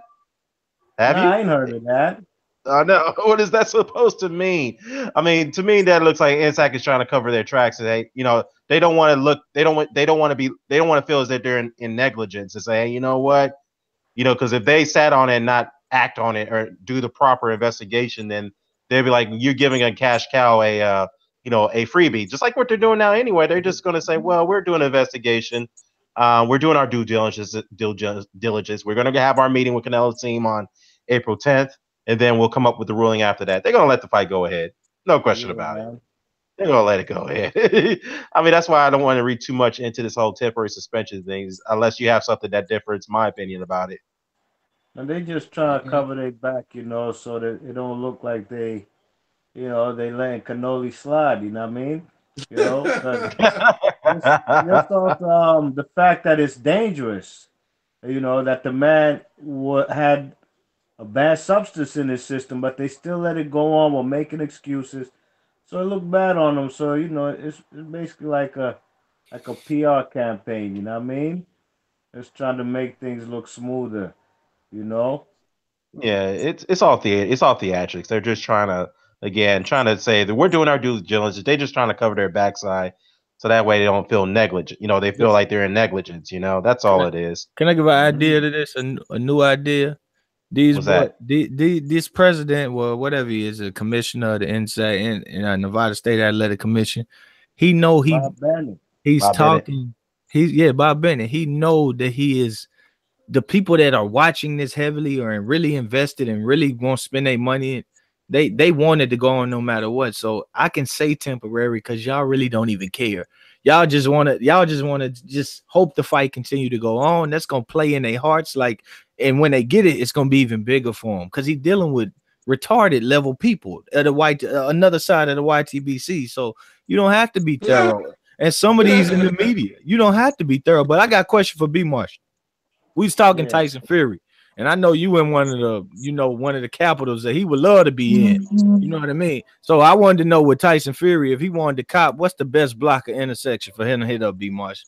Oh man, them fellas, man, any blocks uptown or about Southwest, they got that snowflakes for them all day. How you like that Kiwi? How you like that Kiwi boxing? I had to Why you gotta go? Hold on. Why you gotta go after Kiwi like that, man? I don't want no grown man telling me not to. I'm not talking boxing when I'm talking about what's wrong with this man's body and his mind. He's mentally a nutcase and he's a drug addict. So that is talking boxing. You think the bookies gonna make numbers and bets on him? Not thinking about, yo, has this motherfucker been out here drinking on that shit again? That's my last one. That's my last one. All right. But like I said, to Kiwi's point, he said, "Look, man, that's a pass. You gotta get over that, man. This is now the man's trying to get himself back on track. Let's focus on that." That's what Kiwi was just arguing, man. That's all it is. I mean, he's telling you you're trying to beat the man while he was down. I mean, yeah, that was his own doing, but at the same time, he's trying to get himself back up. That's all. That's all he's saying. But yeah, man. He's trying to get in position to try to get that AJ fight because that shit is massive in England. Yeah, That's but bigger than Wilder and AJ. well, in the UK, yeah. Well, in the UK, Yeah. but as far as Wilder and AJ, that's more global, in my opinion. I'm talking about in the UK. Oh yeah, okay, in UK, yeah, definitely. But let's be honest, Tyson Fury is not in a good shape to be fighting Anthony Joshua at this point. He's not. Let's be real. He's gonna have to. Yeah, eventually. He's gonna have to. Yeah, eventually. I think he'll probably need at least 3 tune-up fights before he fights Anthony Joshua, in my opinion. Because 2-3 years is a long layoff. Look, he can't. I don't think he could do what Sugar Ray Leonard did, but anything's possible. Anything's possible, Maybe do the Mikey Garcia. Wait, who did Mikey Garcia fight? That was like a barbell. Going out the big bad Earl Spence, man. Y'all know he ain't bullshit. No, Mikey Garcia did come off a 3-year layoff to fight Earl Spence. He's bro. going out there. Don't matter. Mikey Garcia's been very active over a year now. So he told Terrence Crawford. He said, Terrence Crawford, I ain't got time for you to be running from me. I want to fuck with Earl Spence. Gonna stand there and fight me. I think he flogging on both fronts, but whatever. Yeah, Buck gonna beat him like he did in the amateur. Exactly. That's why he's saying that. He know he can't time his style. That's why he's saying that shit. Saying that is just a plea. He try to cop out. You know what I'm saying? Acting like he going for the biggest wolf at 147. Man, he gonna get broke up in that fight too. Yeah, definitely, man. Mikey, what's up, man? Yo, Dan, I heard Israel Salas ain't with Jorge Linares no more. I think they parted ways, bro. Good. Who? Or Golden Boy? Israel Salas, the trainer of Jorge. Trainer? Yeah, but Kevin Barry told me this morning. He told me that Israel Salas is no longer with Jorge Linares no more. Who's gonna have now? It's good, bro. That's what I heard. I don't know. I'm not too sure who trained him. Y'all know who trained Rances Bartholomew the other day? He was looking like what he gonna train him is Canelo. Canelo's trainer. What's his name? And Thingy Ronaldo, whatever his name. Yeah, Chapo Reynoso. Yeah. Chapo and them, they the ones who gave Cannoli that meat. These guys are butchers by trade. You know what I'm saying? Yeah. They know all about beef and cattle. Their story is so lame. I heard they're going to be new trainers. Steve Kim and Doug Fisher will be the new trainers. That's what I heard. Yeah, well, him dropping Solace at this time, I think that's a bad idea, man. Because Solace helped get Linares back in proper form, help rejuvenate his career. I mean, I don't know, man. He's going to need him against Lomachenko. He better You know not why train though? the way he was You training know why? Because Bartholomew in the last fight on the Israel corner. Salis is spending too much time in the UK. So with Joe Joyce, so he's neglected. And Israel Salis told me, you know, his nickname is the Traveling Gypsy, because he doesn't stay with one guy. He still has like great relationships, but because he travels all the time, he goes to Australia. He's got kids in Thailand and stuff like that. So I think Thingy thought Jorge Linares probably felt neglected. So he's going back. Jorge, hey, listen, Ismail Israel Salas Salis is terrible as a late. He's terrible as a late. Look at Rancis No, Bartholomew. No, he's not. Look Yeah. at Bartholomew. He look how he had Bartholomew fighting. Hey, you see my interview? You see my interview? No, he can't blame that on Bartholomew. Bartholomew been a pure boxer forever. Ever since he got with Salas, he been fighting in the pocket, and I see they training techniques. I don't care what he say. I don't even want to listen to his fucking ass because I see they training techniques, and all he do is make him punch hard and walk in straight fucking lines. That's it. That's it, bro. Bartholomew just squared up in the ring all night long, running around the fucking ring. I don't never want to see nobody training with that dude again. Good job for Jorge Linares. It ain't like he saved you no way. Your fucking easy schedule saved you. So He whatever. did. He's a schedule, dude. He did save him. Who else is going to train Look at Linares his the way he did? schedule. Look at his schedule. Okay, okay. So let me ask you this: did Freddie Roach do him any better when he was getting knocked out under Freddie Roach? Listen to me. Look at the schedule. He's still getting knocked down and beat up. He ain't looking like a great fighter. Luke Campbell just had my man in a match fighting for his life. Kevin Mitchell beat the shit Put him out on of his ass. Talking about. yeah. He ain't improving. He just getting by. That ain't want some nobodies, bro. Lomachenko. If Lomachenko don't stop this motherfucker, What's I his don't want to name? hear shit. Wait, hold up. Luke Campbell beat Perez. Darley's Perez. Oh man, Luke Campbell got beat up by me. Man. Hey, damn, man. That's No. Dallas Perez, man. Hey, Dallas Perez ain't that good, you know. No, he is okay. Yeah, I think he beat what's his name? What's the guy's name? Maurice Hooker. Yeah, he beat Hooker. So I don't know what you guys are talking about. And Maurice Hooker is looked on as a very good fighter. So if Perez ain't that good, then how the hell did he beat Maurice Hooker is not looked at like a very good fighter. He is not as of late. Yeah, as of late. As of never. I know as of late. So does he beat Flanagan? No. Yeah, Hooker's fighting Flanagan. He fighting Flanagan. Maurice Hooker ain't never dog. No. Nobody never looked at him like that. None of them He that just good. a character. They're all names. It's like Carson Jones. Any heard big up Carson Jones? He said he was the best opponent to challenge to Kell Brook, and you never heard of him. Yeah, I never.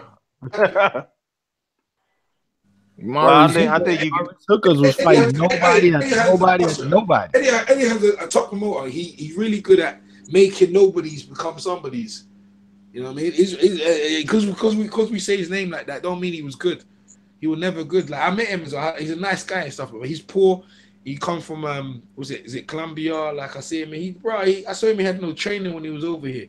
That had no doors. What's the dude Kevin Mitchell knocked out? Like he's an African dude or something. He was like a Canadian African, and then Hooker fought him and was in there struggling and shit. Before the fucking fight. Like he ain't been good. Period. Like he just ain't been seen. No. I agree with you, man. I agree. Lopez telling the truth. Like, Campbell just Campbell. What the fuck was Campbell at when Terrence Crawford is at 135? The motherfucker was doing no. He was a prospect. What are you talking about, man? No, sorry. I meant Linares. Did I not say Linares? What was Linares at when Crawford? Linares, right? You mean Linares ain't fighting? Linares ain't fighting nobody either. Linares ain't fighting. I like Linares. Yeah. He ain't fighting no one. Yeah, that man didn't save him. Ishmael didn't save him, bro. His matchmaking saved him. I ain't blaming Ishmael. I ain't blaming Ishmael. Now Ishmael ain't to blame for none of this shit. Ishmael, like a lot of the times, yeah. And the thing is, they were lying him on the TV about it's your fault.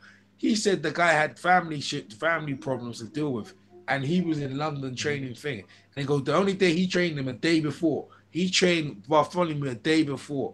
You know what I mean? How you gonna train him a day before and go into a big fight for him for the big? That's what they lost, and that's what they said. Okay, let me bring this up. Let me bring when he fought Shafikov. Bartholomew had a 5-inch height advantage and a damn highway inch reach advantage. And my man Ishmael had this man fighting in the pocket. He had him fighting in the fucking pocket. No, he fight. No, hold on. Hold on. He listen. He didn't listen. What are you talking about? The fighter decided to do that. Ishmael Salas was trying to tell him to box. But the thing is, if they didn't have no training camp, he was never supposed to win that fight, and he looks good for Reddick. That's why Reddick beat the shit out of him, bro. No, I'm talking about the Shafikov fight. I'm talking about Shafikov. Well, Bartholomew been doing this for 4 fights now, where he just sit on the inside. Mickey Bay, he didn't do nothing but sit on the inside. He don't box like he did at 130. Yeah, he don't box no more. Ever since he left Ronnie Shields, Houston, he was in Florida, he was in Houston, he was in Florida. The man went out there to Nevada with Ishmael Salas. They train. He lying to you, EJ. They train on fucking Instagram all the time. They make videos all the time, and my man trained him every fucking day. And he lying to you. That's why I ain't hearing him, bro. I'm glad. Look, Linares ain't got a shot nowhere. He ain't nobody. But at the end of the day, nobody don't need Ishmael Salas. That's just what I'm saying. I ain't fucking with Salas. He got them little 6-inch heel. He put them little 6-inch heel boots on the train. This how you know I watch him. My man puts on fucking stelts to train people because he only probably 4'11" or some shit. How tall is EJ? 5 foot. Yeah, he put on stelts so he can be like 5'7" and train people. And I see him all the time, bro. Well, I'll tell you one thing. You can say what you want about Salas, but the fact is he guided both Linares and Bartholomew to world championships. Number one. Number two. No, hold up. Let me finish. Number 2, he trained and managed he trained and managed Linares' career. He actually trained Olympians. Yeah. He rejuvenated Linares' career. Like it or not. He got him to where he's at this point. That's true. That's true. Yeah, you can say what you want about him, but he did that. Freddie Roach couldn't do it, so he was able to do it. So you can shit all your. Bartholomew was a titleist way before that, and his most impressive performances were before or right when he got with Salas, and he didn't have no influence on him. When he got him in there and they started doing number pocket fighting only, he was not impressive versus Bay. He was not impressive versus Shafikov until he said, "You know what? Fuck this inside fighting shit. Let me go back to boxing in the 10th, 11th, and 12th round." And then he looked like himself again. But with this relic shit, it's been too long. He in there training with that 47-pound Cuban that's getting better, but that's all they do is fight physically over and over again in the camp. So that's all he thinking. Like, oh, if I can outpower him, I can outpower anybody. But he taking a toll on himself, and he not a real boxer no more. I don't blame Ishmael Salas for that, bro. I do. The fighter's got his own mind, bro. He does. He's got his own mind. The fighter decided to do that. He told him what to do.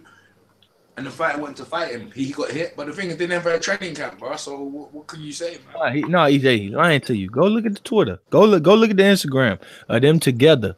That's why he lying to you. He don't want no blame in that. He throwing them under the bus just like he was on the TV. Just like he was under the TV. It wasn't me. I wasn't there. I don't know what he washing his hands clean of this shit. He cutting loose ends. I got somebody in the chat. Boxing Beats and Runs. What's going on, Beats? What's up, Beats? What's going on, man? Yo. Yeah, hey, you see my interview? Hey, Beats, you see my interview with Scott Quigg yet? Yeah, man. Thinking of a mask. I was gonna do a freestyle, man. I'm gonna do a freestyle. No, not yet. Why am I doubling? That's me. That was me. Yeah, that's why I'm doubling up. Yeah. So what's happening, man? Not much. Yeah, what's happening, man? All right. Just chilling. You didn't see me. You didn't see it. You didn't see my interview quick. I haven't seen it yet. I saw you with Eddie Hearn. I see you with I watched with Chris Congo. I watched a few of your interviews today. A lot. I've seen that. Nah, there's more. Hey, I got Dillian White coming. I got Brent Barry. I got Kevin Barry, and I got Higgins again, saying he gonna say that shit about AJ to his face on my interview, and I got the press conference. Now I got the weigh-in, and I got a live interview with Ambrose Mendy straight after, and Spencer Fearon, and I asked Spencer about you know, Lucas getting dropped in sparring and stuff like that. You know, Kell Brook was at the weigh-in as well. Okay, that's all good. So what's happening, man? What are we talking about? Canelo? You got temporarily suspended by who? Nsac, the Nevada State Athletic Commission. So they came out. Bob Bennett came out and said that we're taking this drug testing situation very seriously. We're going to hold a meeting on April 10th with Canelo's team, but nonetheless, the fight's still scheduled for May 5th. They'll just go to another state. That's all they do. They just switch the venue probably. It might take a bit of reshuffling. Yeah, I mean, here's the way I see it. They're just trying to cover their ass and say, hey, we're doing our due diligence. So that way they don't look like they're in negligence. You know what I mean? Since the fight is going to happen in their state. So what they're trying to tell the public is, okay, we're going to investigate it ourselves. If we'll come up with our findings and then we'll go from there. The fight's going to happen one way or the other. And basically do jack shit. Yeah, exactly. That's what it is. Hey, so that's why I tell people don't read too much into it. But hey, they gotta do something though, because last year was it Kovalev Ward? They didn't do much. Rigondeaux was a fight before, and they lied to the people, and that got turned over, and the people was on their ass about that whole card, and that's the last kind of big card in Vegas. So they got to do something. That's why they kind of putting their feet down and saying, yo, we need some kind of credibility. What are you talking about? What do you mean? The Rigondeaux result, the way that Bob Bennett got on after that, and then you had on that same card, you had the Ward result, Kovalev and Ward, the 8th round TKO that everybody was whoa, and they didn't get out in front of it. Now they feel like, yo, we can't have this happening. They saw the tape. They saw the tape, man, and they concluded that everything was fine. But with the Rigo, my man, like, yeah, they don't got a lot of people support on it. Bad. They don't got a lot of people support on that. And with Rigo, they definitely didn't have no support when he came on there and said something. He lied to the people. Then after the fight, he shuffled what he said and he shuffled what he said again, and then they just turned the damn thing over. So they gotta, they kind of stepping out in front of this shit. Yeah, well, that's true. I'll give you that. But be fair, though, that's why they have to do a conclusive review. So they did that with Kovalev and Ward, and they did that with Rigondeaux. So that's why they came up with the decision. Right, with the Rigondeaux thing, we can argue it was rightful or not. It was the right call. Believe it or not, Rigondeaux did hit him after the bell. But, Flores... Dude hit him first, though. Yeah, that's exactly. That's how I was going to get to after the bell. Yeah, Moisés Flores did the same thing. He hit him first. Rigondeaux retaliated, and Flores tried to do an acting job to get him disqualified. I'm glad that Bob Bennett didn't go for that. So that's like, nah, man. Jim Latney got involved in that. To try to fuck that shit up. What happened? What was the original ruling? What's the original ruling? No contest. They gave Rigo the knockout at first, didn't it? Yeah, they did. It was first a knockout win, then they called it a no contest. Right. Yeah, he got up there lying and shit. Bennett losing credibility, so it's like, yo, they trying to step out in front of shit, man, real quick, like. Oh, I see it, but they ain't finna do shit. They did, like I said before, they dealing with idiots who soaked this fight up. They had to soak the first one up with more than what it was, because you're gonna get them again. They fools. They bought the first one. These two guys never wanted to do nothing but make you pay to see them fight. Like Canelo was fighting 155, 150 Chavez and shit like that. So fuck out of here, man. Like, they shouldn't have never paid the first time, but they can use the word temporarily suspended because you're stupid enough to buy it and be hopeful that this shit, doesn't happen, that they let it go on. Like, they're not selling this to us. They're selling this to them, Right, I agree. I mean, like I said, man, it just probably gives some people some hope that they're properly going to investigate it, which they're just kind of, like I said, they're covering their asses in this due process. That's all they're doing. Nothing's going to happen. So those people who believe in that Canelo's going to be reprimanded, no, he's not going to be reprimanded. He's not, because you got the sanctioned bodies that are behind him. So that's enough power for you right there. So at that point. But hey, B, since you're in here, man, we were just talking about Tyson Fury. There's a report that came out that he more likely will sign with Frank Warren, and he could be fighting on the undercard of Daenerys and Frampton. What do you think about that? I don't know, man. There's been so much false flags with this guy. When he's in the ring or he's getting closer and it looks like he's actually going to happen, I think I have more to say. I'm sick of people calling him lineal champion, to be honest. I'm sick. sick of him. Gypsy King. So I don't know right now with him. I mean, he's a listen, man. The Vladimir Klitschko performance was great. It was great, but I'll have to wait. I mean, because that man, what is it confirmed that he's signing with him? It's just another story. We've heard loads of stories. Well, I thought he was with him the whole time. Well, actually, you know what? According to this report here, like Hennessy. Well, yeah, but according to this report right here, it says according to the Press Association, Tyson Fury has agreed to a promotional deal with Frank Warren. So it's unfortunately, yeah, he always does. All right, Dan, some newspaper says he signed it. Yeah, he does. Dan, he always does promotional deals with Frank Warren, not sign with him like as a manager or something like that. He does. Frank Warren promotes his fights. That's it. Oh, okay. Like he has a manager. Yeah. So he done the last one. That's all. He was. Yeah, it's just that's how he always does deal with Frank Warren. That's nothing new. So it's kind of like he's a free agent, but he just has Frank Warren promotes his fights on a fight basis. Yeah. Mick Hennessy. Okay. Yeah, Mick Hennessy's his manager. Like when I mean sign with him, you see, this is the language because you're in America. When I mean sign, I think like a manager role. You know what I'm saying? Right. Manager was Mick Hennessy. I don't know if that's still the case though. I think it was MJ Mabay or T. Clay Goble, whatever they call themselves. Matthew Macklin's people. That I think he might have them managing him and have Frank Warren promoting him. That's I think that's gonna happen. Yeah. Well, you know what though? Back to this whole Triple G Golovkin situation. Some of the guys in the comment section said that Golovkin should just get out of that fight and go after Billy Joe Saunders for the undisputed championship. Do you? He should, the way he was talking, but that motherfucker ain't nothing but a money fighter. That's all he ever was. You know, he want that check. He want that check. That's true. I don't blame him either. I don't blame him. Yeah, I mean, that's what I'm saying. And like, look, I mean, probably initially when he was trying to get some fights in, maybe he had that drive to do it, but now he's in a position to get the biggest paydays. At this point with Canelo Alvarez, he's going after the cash cow, and he's got a shot against him. So at this point, undisputed doesn't really matter to him because Golovkin said himself a year ago that I'm going to retire in 2 or 3 years. So that was an indication that he didn't really care to stay in the sport for longevity. So he wants to get the big fight as much as possible and just call it a career. Especially get that old bum out of here. Get that old bum out of here, man. Golovkin's not a bum, dude. Come on, you gotta stop that, man. He's a very good fighter, man. Come on, you can't say that. Get the bum out of here, man. Tell him beat somebody, and you get all that hype and you ain't done shit. I'm calling you a bum. I don't give a fuck how. I don't give a fuck if you average, above average, all that hype and you ain't done.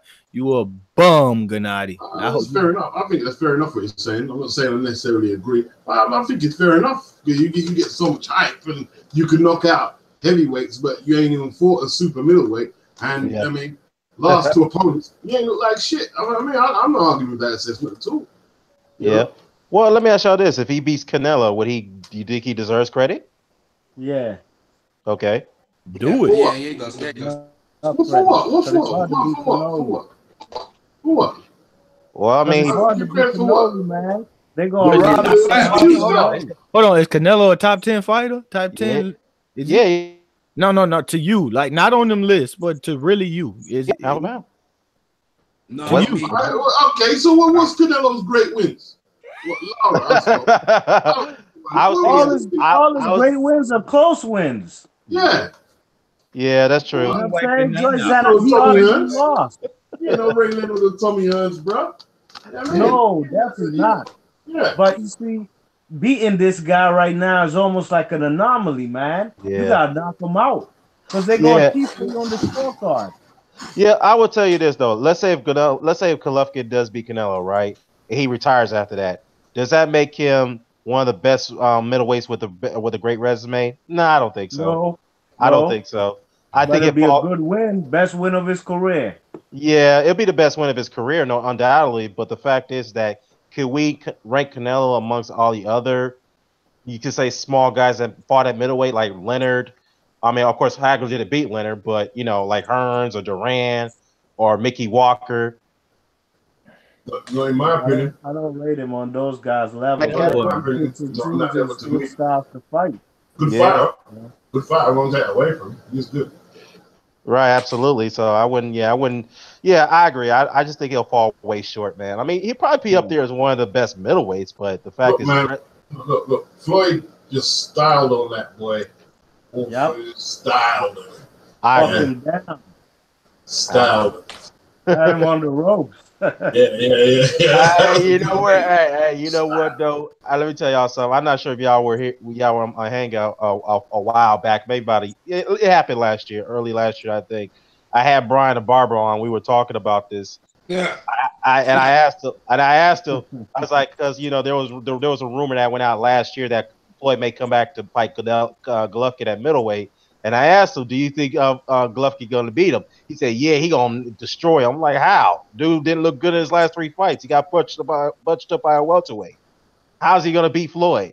He like, "Well, he'll do this, he'll do that, he'll go crap him." I was like, "Bruh, Floyd has faster feet than Golovkin, and he has faster feet than Kell Brook, and he has faster reflexes than Kell Brook, even at his old age. How is he gonna beat Floyd Mayweather? I don't see it, man. I'm sorry. Maybe in his early. Golovkin chasing him around the ring, man. You know what I mean? Just getting pot shotted. Oh yeah, he's gonna get pot shotted. Tying him up. Right, he's gonna get frustrated. That's what it is because Golovkin could always. He had a shot based on the size. Based on the size, he got a shot. But that's the only thing. He a natural welterweight. Yeah, but you fighting ain't about size, it's about skills. And if you're talking about skills, like Golovkin is not that good, man. Like when it comes down to all the middleweight, I don't put Golovkin. Like when they were putting Golovkin all up with the greats, Monzon and Hagler, bro. Like nah, man, no. He goes way down. He goes way down, bro. I got Jake LaMotta and all them other guys above him, bro. I don't care. Yeah. I know. And the thing is, you could say, oh, no, he beat them. But end of the day, them man, they fought some half tough dudes, man. Oh, Unless he's got guys like resume. Jake LaMotta could beat Marcel Sedan for his title. Yeah. Time, man. I mean, don't even go there. I mean, look. Hey, let me tell y'all something. Ezra Charles has a way better resume at middleweight than Gennady Golovkin. He never won a title. He never had a title. Way better resume. I'm probably putting him up there. I don't care what you say. Kelly Pavlik, in my eyes, is probably better than them. But Kelly Pavlik's not a great middleweight. He's very good. He was good to me. I was exciting, but he won't go down as one of the greatest middleweight. When people talk about middleweights, Kelly Pavlik's name not mentioned like that. Oh, exactly. Golovkin ain't better to me. Golovkin's not better than Kelly Pavlik. Kelly Pavlik caught a body. He caught a body. Golovkin ain't caught nobody yet, bro. Yeah, that's true. Caught a body. Yeah. Golovkin. Hey, listen, Kelly Pavlik with a bust up. I've heard Kelly Pavlik with a butt up. Pavlik, the last great white American champ. Oh yeah, he would bust up Golovkin. He would have busted up. Nah, the last one is Chris Algieri, bro. Come on, get that right. I'm talking about a good one, man. Get that right, bro. Hey, look, he beat the Russian hype, bro. He schooled the shit out of everybody. Ruslan could have gone either way. Ruslan beat. No, he schooled him. He schooled Ruslan beat the shit out of Tim Bradley. They said he was gonna fuck Pacquiao. Man, Chris Algieri got in there, got off the canvas and left jab, right hand, left hook to the body all night long. That shit was off the back foot. Yeah. Beautiful. Hey, somebody in the comment section, Fam Only, said that, hey, I don't know if Floyd might get any respect from Golovkin if they fought. I don't think it's all about respect. I wouldn't advise Floyd to do that now. Not at 41. My man old. That man old. Well, Golovkin is old too, but let's be old as Floyd. Not old as Floyd, man. No, but the difference is that Golovkin has taken a lot of damage in his career. Believe it or not, he's got hit a lot. That would slow you down. And Floyd didn't get hit a lot, so that could play to Floyd's advantage. Yeah, Conor McGregor got beat the fuck up and choked out, and he was dancing all around Floyd, man. Effectively, forgetting scrap the kind of that was a real fight, but scrap that against a world-class boxer. For at least how long? 2 years or longer than that. Yeah. I mean, yeah, man. Look, man, leave Golovkin well alone. Yeah, Floyd needs to leave a lot of people alone. Not only Golovkin, like Earl Spence. You better not fight. He's the MMA alone as well.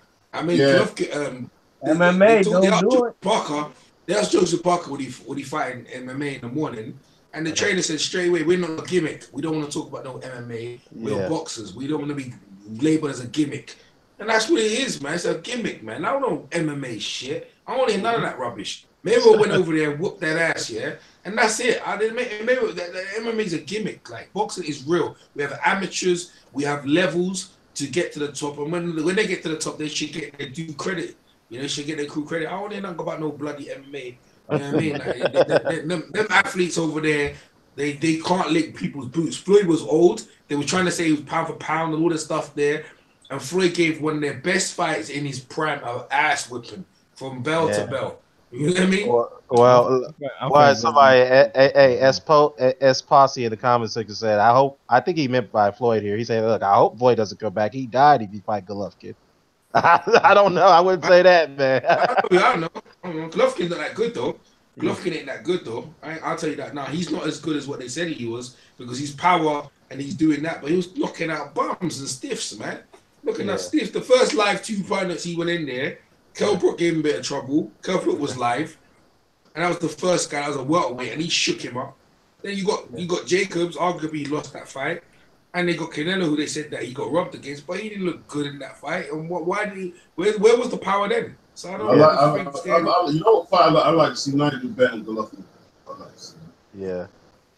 Yeah, I definitely want to see. Nigel Benn. As soon as Nigel Benn put one on him, Golovkin realized I need to do something else. Nigel Benn was more around it. Nigel's fierce, man. He's a fierce, a guy who's fearless. You know what I mean? You know what he said? You know what?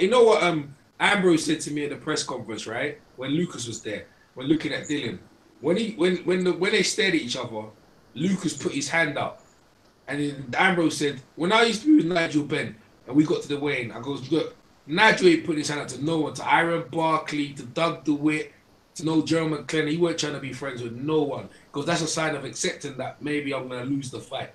And Ambrose is like, fuck that shit. I don't blame him.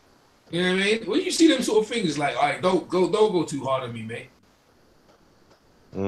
Well, I mean, Tyson went into that. Tyson went in. Yeah, you know what I used to love. You know when Tyson used to fight, and like the referee break or whatever, and the opponents putting their hand out. Tyson, I can't see your hand, bro. Don't put your hand out. Don't put your hand out. Don't put your hand out. No, I'm not hearing that. You know what I mean? Yeah. Hearing that, bro. Mosley people were upset when Mosley was doing it with Pacquiao. That was horrible. That fight was horrible. Kept touching gloves. Yeah. That was horrible. I thought they were gonna bring the Pope out in a minute, man. Yeah, well, let me ask you guys a question. Somebody, I think Lowell mentioned Earl Spence, because I wanted to ask you guys this question. How would y'all favor Earl Spence against Gennady Golovkin if Earl decided to jump up from 147 to 160? I don't like that fight too much. Nah, it wouldn't be a good fight for him. The way I see it now, here's why I wouldn't even speculate the fight, right? Because right now he's got a whole load of people screaming at Keith Thurman. Keith Thurman's a bitch, this and that and that. But listen, man, if this was old school and you can't get a significant fight a 154 pounder. So if he's not going to do that, you know, how are you going to fight Golovkin? Yeah, that's a good point. You know what I'm saying? I think he should see, the thing is, if Thurman isn't representing the way everyone is saying, well, why don't Earl Spence show us? Because the way I see it, right, since the Kell Brook fight, he lost momentum. He fought in front of how much people in Sheffield? 30 or 40,000. And he's fought once since. Yeah. Once. Against Lamont Peterson, who is not the most formidable welterweight we've seen. Yeah? He lost momentum, man. So as much as good as I think he is, I personally, right, I'm not going to be like screaming that he's being hard done by. He's fought once for the. No, come on, man. I think Earl Spence got the kind of toughness to fuck Golovkin up. I mean, that Charlo kind of. I do. I personally, I do. He just want to run his division. That's what he want. So I don't see him trying it. But if they're in the ring together, I see. He can lay some hands on Golovkin's slow ass. Yeah, and get on the inside with him. Only thing is, Golovkin got some power. When you come up, you will feel his power. But to act like it's just out of this world level power, he ain't showing that shit. He can't do shit with Golovkin, yeah? Because he don't move around the ring. You can't move up to You can't move up 2 weight classes and say you're gonna slug that guy out. You have to use some feet. You can step on the inside and be smaller. You can step on the Yo, inside. what y'all niggas talking about, bro? Yo, what's going on, man? We just talking about some stuff, man. We talking about Canelo being Umar, suspended. take your camera off, man. Umar, take your camera off, man. Yeah, take your camera off, our brother. Yeah, we talking. My bad. It's all good. It's all good, man. We were just talking about some stuff. Canelo got suspended by Nsac. That's temporary, but we went over that already. Now we're talking about a fantasy matchup between Errol Spence Jr. and Gennady Golovkin. Who do you think will win that if Spence moved up to fight him? At 160? Yeah, at 160. Right now? Yeah, right now.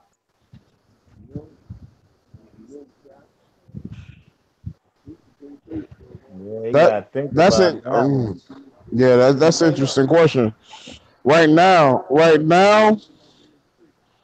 don't feel comfortable answering that question. All right, fine, fair enough. Let me just say this, yeah. Sorry to hug it up, yeah. Can Errol Spence box on the back foot as well as Canelo? Can he do that, right? No. Right. So he'll need that backup plan if he's fighting Golovkin. That's why beast. I'm gonna keep it all the way real. That's why I said I don't feel comfortable answer that question. You don't need to do that. Canelo don't. Yes, you do. Yes, you do. You're not beating Triple G. My nigga. You're not beating Triple G on the front foot. Canelo at this point. was the man. You're not doing it. Canelo was the man in the pocket. He just ain't got no stamina, so he couldn't stay there. And he gassed out. Yeah, for 4 rounds, my nigga, and I thought Canelo edged it out, but Canelo ain't got 4-round stamina though. He showed you that. He showed us that. It's not about that, bro. So you telling me? Hey, little not to get caught with a bomb. All right, y'all. Exactly. Canelo had to fight. He should go fight Triple G. He should. My nigga. Canelo had to fight in the pocket for 4 rounds, and he had to fight on the back foot. Why you gonna use the M word, man? My bad, EJ. I know you don't. Yeah, EJ. All right, that's my brother, man. That's my brother. So I'm for his sake, I'm not gonna use it. But yeah, bro, that's a hard task to ask that brother to do, bro.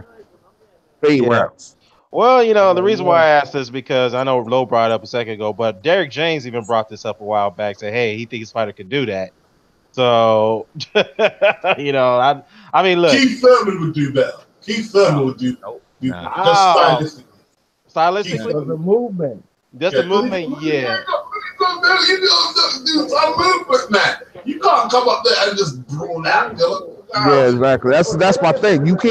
He can't fight Triple G how he fought Kell Brook. If he does that, he's gonna get killed. He'll get killed. So changing levels and making a man uncomfortable. Triple G ain't used to people coming to his teeth. That's a perfect way to try to fight him. He liked distance. He liked that shit. He liked to cut the ring off. I think somebody step in his chest and might fuck his ass up. Like Canelo did it. He stepped in his chest. He landed body shot after body shot. He landed uppercuts. He landed hooks. He just gassed out, bro. He likes to cut the ring off if you're not throwing punches. He gassed out. Errol Spence don't stop throwing him. Errol Spence is a work machine. Golovkin will lower his weight when you fight him back. I'm not saying run from him. I'm saying use movement. I'm punching the fuck up. But all that goes to broad with him. Errol Spence got enough movement. You just ain't seeing it here because he ain't got to show it. Who can make him need lateral movement at welterweight? The man has it. Ain't nobody just can make him show it. He can show it. I tell you what, Tommy Hearns, yeah. Tommy Hearns will put him straight in the fucking ER. Maybe Tommy Hearns is an anomaly of a welterweight too. He's a damn light heavyweight length kind of welterweight. Why he was able to fight at light heavyweight in a way, but at the end of the day, he'd do that to a lot of people. Gerald McClellan would lay him out. Oh yeah, I got McClellan being Triple G. See how good your jurist. You know what I mean? See how good that jury is. Who are you talking about? Triple G or Spence? Because I think Karen McClellan and SG, man. I'd love to see that. Don't get me wrong. Triple G could win it as well, but it would be a great fight. Nah, G-Man G-Man put some licks on that. He put some licks on homeboy, bro. Let me just say something. Tommy Hearns would lay Earl Spence out. No. What you feel about Tommy Hearns and Earl Spence? No, I want to see. Man, Errol Spence will get detonated, bro. I want to see Killmonger, man. I want to see Killmonger versus Triple G. What's popping? Listen, if Errol Spence dares stand in front of Tommy Hearns, And I want EJ to be the referee. Don't fuck around. If Go ahead, Errol B. Spence even dares to stand in front or for Tommy Hearns, like Durandi, he's getting murdered. I love Errol Spence, but Yeah. you got to see a lot more of Errol Spence. We need to see a lot more of him than just be projecting him to beat everybody. Like, come I'll on, tell you bro. what, right? If he can eat 2 of them right crosses, yeah, and then I'll clap and say, okay, you have a. If you can eat 2 of them right crosses without being put in a coffin, then I'll say, okay, you have a chance. By who? By who? By who? By Tommy Hearns. Okay, Tommy Hearns with the 78-inch reach. Mm-hmm. Yeah. He did Duran and Cuevas. That's a highly possibility. Yeah. I don't like the others, bro. I don't like the others. Yo, EJ, man, how the interviews go for you today, brother? I seen your Eddie Hearn joint. You did a good job with that. Even though you was laughing a little bit too much, but you did a good job. What interview is that, Umar? I didn't hear you. No, I said how the interviews go today. I wanted to get the information you could gather. I got some good ones. I got Spence, Ambrose Mendy. I got Kevin Barry, David Higgins. Yeah, man, it was good. It was good, man. I got some good interviews, man. Some good stuff. You need to check out the Scott Quigg interview. I got him to admit that he didn't want no part of Rigo, and he said, nah, why do I have to fight him? No one else was fighting him. You know what I mean? I goes to him, but he was pound for pound and number 3. Like, that's a good ranking. That's like legend shit. He goes, nah, I don't care. I said, nah. He goes, I gotta look out for my health. Let me give you some other good opponents for Triple G. Reggie Johnson would be a really good opponent for Triple G. Yeah. Reggie Johnson's good. Reggie underrated, man. Very good, man. Very good for 2-way. Yeah, very good fight. 2-way champ. Yeah. Punch to a high level. Box and punch to a high level. Yeah. I like that. I think anybody that got a pocket game and don't want to. Reggie Johnson still tight about the James Toney fight. Pocket game. If he fighting the pocket, he should be. I know he should be. I was just being facetious. Yeah. The man Canelo had some stamina. He wouldn't have lost, but probably 2 rounds, bro. He wouldn't have had to take no rounds. You know what's funny about you, T? All due respect to you, you don't know what the fuck we talk about on certain levels, bro. You used to be saying shit sometimes, my dude. You just picking up. He's saying boxing. I don't think you have to have a great back foot game. And no, you can stand in the pocket and light his open ass up and make him respect you. Well, open. Why is that going to be open? Why is that going to be open? Oh, he's open. The man's open. He take punches. Dominic Wade was running punches through his face, his nose, off his teeth. And I seen this, and I'm like, yo, don't tell me, oh, he's just letting them do it. Nah, fuck that, man. The man got no pocket game. He got no reflex. No, you're talking about Willie, isn't it? You're talking about Willie Monroe, not Dominic. No. Dominic Wade was literally getting off 6-7. And Willie Monroe did it too in the pocket. He did. Yeah, he did. Dominic Wade, like, he went 3 rounds, but he touched him up. Yeah, okay. Dominic Wade landed like eight straight punches on Golovkin's head. I'm like, God damn. It's like the thing about Golovkin is, his team keeps saying that he lets people do that on purpose, which is bullshit. We know he don't have the reflexes. He has no head movement. So that's just the way it is, man. You can't sugarcoat that. The thing is will Spence power carry up to that weight? That's the question there. Enough to give Golovkin's respect. That's one thing we don't know. I mean, that's yet to be seen at this point. But the thing is, I would say though, is like a guy like James Toney, I think he would have fucked up Golovkin. Oh, yeah, it'd be horrible. That'd be horrible day. You bet should have beat him. I think you bet should have beat him as well. Yeah. I think you bet should have beat him as well. I don't know about that one, EJ. I'm not sure how you bet. He could do. He could. No, he don't. Like you know what? Nigel Benn. Yeah, that's what I'm talking about. That's there you go. That's what I'm saying. Yeah, you know, you bet. You don't have to fight them European styles. You bet would have done enough. It depends what you bet. I'm just going middleweight. You bet. Who's that? Michael pound for pound just jumped in. What up, Michael? How you doing? Hey, Mike, you in here, man? If Cotto ain't go down to Canelo, how we gonna say Canelo power transferred up? Cotto didn't feel nothing Canelo was throwing, man. What's going on, everybody? What's going on? What's up, Mike? Hanging in. Yeah, I'm just getting home and hearing the news, and why am I not surprised about Canelo? Yeah, Why am I not surprised? Yeah, just to give you a bit of a rundown, Mike. Nsac came out. Bob Bennett, the executive director, came out and said that we're temporarily suspending Canelo until we have a till we get into the bottom of what happened with his failed test results with computer raw. They're going to hold a hearing on April 10th, I think, but nonetheless, the fight is still scheduled. Yeah. First off, it's too much money invested. Hey, Mike, you might want to mute. You might want to pause the video because you're playing it in your background. They're not going to stop that fight, fam. I'm just jumping in. They're not going to stop the fight. Too much bread. Yeah. Okay. Any background now? No, you're good. You're good. Okay, yeah. Ben is right. They're not going to stop the fight. Too much money. Golden Boy needs it. HBO needs it. That's one thing. Two, when the initial test result, the statement from Golden Boy, it was almost too perfect. The spin job was in full effect then. Right. And given the past situations with fighters from Mexico having a positive test, I wasn't buying what Golden Boy was saying, that statement, because you would think, given his resources, he would know better. He would know better. So, yeah, this is no surprise at all. This is no surprise at all. Canelo could show up butt naked, shooting directly in his ball sack in the fight of Civil on. And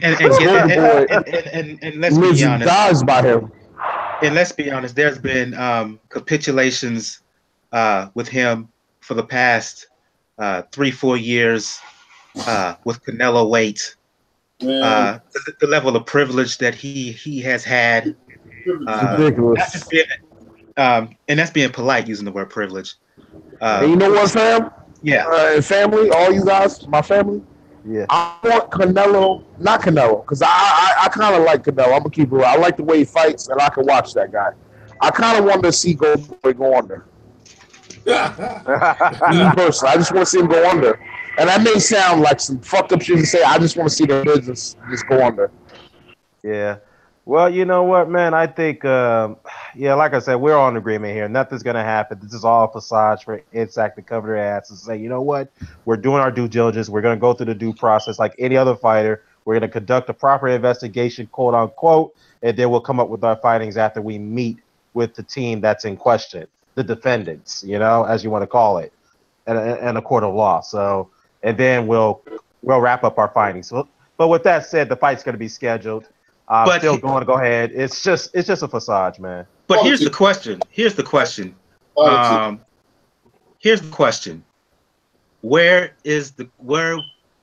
How much criticism will we see the week of the fight? How much HBO will make a fuss out of this? How much the mainstream boxing media press will make a fuss out of this? That criticism stuff, yeah. Here's the thing, right? You see, when people are making millions and millions, criticism don't mean nothing, bro. It don't mean nothing. You get a PR person to deal with that, you get on with your shit. Mean nothing. I was more interested in just talking about Golovkin and Spence. I think Canelo would beat Spence, actually. Come to think of it now, Canelo would beat Spence. Well, right? I don't know. Canelo would beat Spence. That one I probably favor Spence, me personally. Movement would be too much for Spence, and Canelo can come forward and hit him with hard body shots too. Spence is young now. He got young legs, man. He knows to cut off ring, man. He know that Canelo gonna do that. Canelo hits harder though. He might hit harder. He hits hard, bro. He hits hard. I know Spence will outwork him though, Beats. I think it'll outwork him. It'll make him fight. The dude's stamina ain't better than Spence. It depends on who establishes the jab. If Spence can establish the jab and make Canelo come to him, Canelo's in trouble. If it's the other way around, Spence is in trouble. The jab is only to set up your power punch. You know what I mean? You only flick your jab up to make sure you're in range to throw in your body punches and your head punches. And also control the ring generalship. That's what I mean. The jab is part and parcel of that. You're only going to throw your jab for a set before you start coming off with left hooks to the body and the right uppercuts up into the sternum around the other side. So, a jab is only for just to make sure you know where you're going to throw your jab. and just to hat him. But Errol Spence right now, you know, he cut that down. He's just going to work inside, you know. I think it'd be a good fight though. There's no way that'd be He wants that fight. He said he'll go up for Canoli. Yeah, I like that's an all action fight. I'm just saying, like I listen. I favor Errol Spence because he's younger and he's a bit younger and he's got miles on the clock, but there's not much in it. There's not. And much I was listening to the early conversation. All the major middleweights in the 90s: Jones, Tony, McClellan, Johnson, none. They would make easy work with Triple G. I just want to state that for the record. Thank you. Yeah, I agree. I believe that wholeheartedly, Michael, as well. I believe that because the thing is, yeah, when you boost someone up to a level as a Monzon and a Hagler, all you can do is descend back downwards. You know what I mean? You climbing that is hard enough to push your head up there, but all you do is a steady decline as your career continues because your performances, you're built up so high. It's like you already won already, but you ain't done nothing. You know what I mean? And when we see it, he ain't that good, man. He ain't And I would even throw Steve Collins in there because he was so physically strong at the weight, and he had a heck of a chin. He would take Canelo's. He would take Triple G's punch. Steve Collins will beat him. I think Steve Collins could beat him. He'll outwork him, man. I'm telling you, our Spencer beat him, bro. I think Matchup for match. Steve Collins at 168 was good. But no, it's 160 now. He wasn't that good. He caught them 2 bricks at the end of the tail end. The end of their career, yeah. They weren't good wins. Yeah, he could probably give him trouble. You know what I mean? Probably give him trouble. Still beat him though. Even though the end of the tether, he still beating them. It's still hard to beat them getting there. Yeah, they were. Yeah, they were. That's hard to do. You know? Although the feedback one was quite a tough decision to score. You know, the first. That's a hard fight to score. Sometimes people get overwhelmed with, you know, they get in there and they're like, oh shit. He ended Nigel Benn's career, boy. Nigel Benn just hobbled off. Hobbled off, boy. Leg injury. Yeah, well, hey, but guys, I want to ask you guys real something. Me and Beats were talking about this earlier today. I'm sure you guys may have read the story about Top Rank is going after Hal Heyman fighters. Other words, yeah, they're Bob Aarons gave an interview with Ring Magazine TV, and he said that he's looking to sign, some of those Al Heyman fighters. And of course, the question is, what does that mean for their with their commitment to Al Heyman?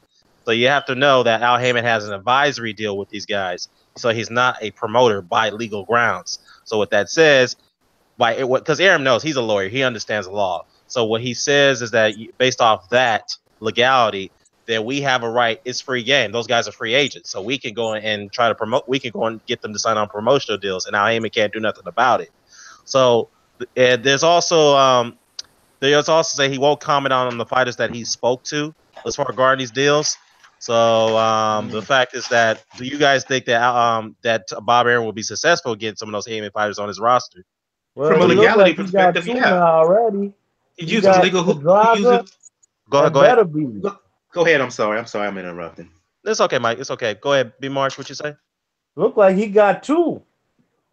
Because Pedraza and Beterbiev, they down with Top Rank now. I don't know if they still advised by Al Heyman. Oh, that's a good point. He got 2, so look like he doing what he say he's talking about. Okay. And Mike, what you got something to say about that? He's using legal loopholes. Right. That's all he's doing. And what can Heyman really do to stop him? He can't. I know he can't. He can't. But Beast and I were talking about this. Like, do you think he has enough pull to get somebody like Deontay Wilder, Earl Spence over to his roster? Do you think? No. N-O, capital N, capital O. Yeah. So you think these fighters will be more inclined to be more committed to him because they have the liberty to do what they want? You see, Bob Arum never used to chase fighters. They used to actually build fighters, or fighters used to come to them. You're actually thinking about chasing fighters. You sound like your roster's depleted. You sound desperation. You're on ESPN when you had HBO, and you were sitting there. You had Manny Pacquiao, bro. Your biggest star is not your biggest star is gone. Mayweather won the war, and now you're in decline. That's what's happened. You're shrinking, and all Al Hammond and all the talent. Of course, you're gonna bet, but it's too late, man. They were trying to drive Al Hammond out, and now they're in a position to beg. Like, why the heck would you? Why, it smells desperation. If I was a fight, I'd stay way away from them. It's like a girl begging you to bang them. How many girls beg Archie? No place will probably go. Someone else was like, I don't know. She might have some. You know what I mean? But maybe I shouldn't say that. Low place wouldn't even do that either. Hey, don't judge low. Low places do a lot of things. That's all I'm gonna say. Low places do a whole lot of shit. All right. Money talks, man. Money talks. You throw enough money at the table at some of these fighters, they're gonna jump at it. Yeah, guys are funny. And desperation is one thing. On the one hand, is desperation. On the other hand, is greed and opportunism. Yeah. And Aram, he's a shark, just like them all. They all are. He is. Hey, man, that's one guy you can't trust. Them fellas set up Verdejo, man. That dude Verdejo fought. That dude was a killer, man. That man had over 30 KOs. Yeah. You know what I'm saying? And them ones that he said, hey, I don't know about Pedraza. Pedraza got to show me. I got to see it when I believe it. When he said that before the fight, when Pedraza said, I'm sorry, Verdejo said he's back, that was like a setup, man. Not that I care. He told Verdejo, you should have known. He said, you a disgrace, nigga. He said, that boy's a disgrace, a waste of time. I said, damn. He's a savage. I'm a savage, man. After that shit he did to Nicholas Walters. Bob Arum, man. He a snake. Any of them black fighters go sign with that man after that shit he did with Nicholas Walters, you a motherfucking idiot. Yeah. You deserve what you got coming. Hell yeah. I'm Rico. You deserve what you got coming. If you get hung up at a KKK meeting, nigga, you walk right into it. I ain't trying to hear it. All right? I'm serious, man. You see what this nigga did to Nicholas Walters? If you go over there playing games with him, you stupid. Yep. You dumb. All right, so with that said, you guys don't think all these AMA fighters should go over to Top Rank? If Bob went to something. Okay, well you got to look at it logically, yeah. You left Top Rank, HBO, because basically they're not really doing pay-per-view. So what kind of money is he going to pay to sign them when there's no big matches to match them in or no big platforms? He's basically, like I said earlier, he's doing the same thing that Al Heyman's doing. So right. I'm not getting it. Like, really and truly, like, if you're not going to use HBO for the pay-per-view format, you know what I mean? You might as well just stay, like, do like stuff like Oscar with them Tecate cards and just cool. You know what I mean? Yeah. Just they've been pretty active with the ESPN cards. You know, that's one thing I could say ever since they've been on ESPN. They putting on fights. Yeah, he is, but he's still, again, like I said, he's just using legal loopholes to act like everybody else. Ain't no different here. Yeah, well, isn't ESPN supposed to do a deal with a pay-per-view with Crawford and Horn, from what I've been hearing? Yeah, they trying to, yep. Kevin Ioli's talking about Canelo on Facebook. Well, I don't know, man. With a subscription service where you have to pay, and supposedly Crawford and Horn is supposed to be the first fight as part of that deal, and ironically enough, Crawford hurts his hand, which I'm a little bit suspicious about that. Yep. I think because of lack of promotion, they try to say he injured to push it back. Because if they try to put that on pay-per-view, nobody's buying that. Nobody even knows when the date of the fight is. Yeah, true. I see Mr. Doc is in the chat with a new damn thumbnail. What's going on, Mr. Doc? Hey, what's going on, man? Not much, man. What's up with that V-cam? It's fucking up on me right now, but I got a little overeager. I saw this whole Canelo temporarily suspended. What's this now? I'm late to the party as usual. It's all good, man. Well, basically, Nsac had Bob Bennett, the executive director, came out and said that they're temporarily suspending Canelo Alvarez until they have a hearing with him and his team on April 10th, I believe, which is about a couple weeks away. But nonetheless, it's over the drug testing situation when he tested positive for clenbuterol. they said we're going to go through the hearings, we're going to go through the due process, but nonetheless, the fight is still scheduled for May 5th, so it hasn't been called off. It hasn't been postponed or has it been canceled. So it's still going on schedule for May 5th. Yeah, I knew better than to get my hopes up. Yeah, but let's put it this way: temporary suspension. I never heard of that before. I never heard of that terminology. To me, that's just more like Nsac just trying to say, well, we're not going to sit on this. We're going to, we're. It's a slap on the wrist. Is what this is. We'll come up with a final ruling. That sounds like being suspended with pay. That's what that sounds like. Mm-hmm. Like I said, slap on the wrist, man. It's a slap on the wrist. Bad Canelo. Yeah. Bad Canelo.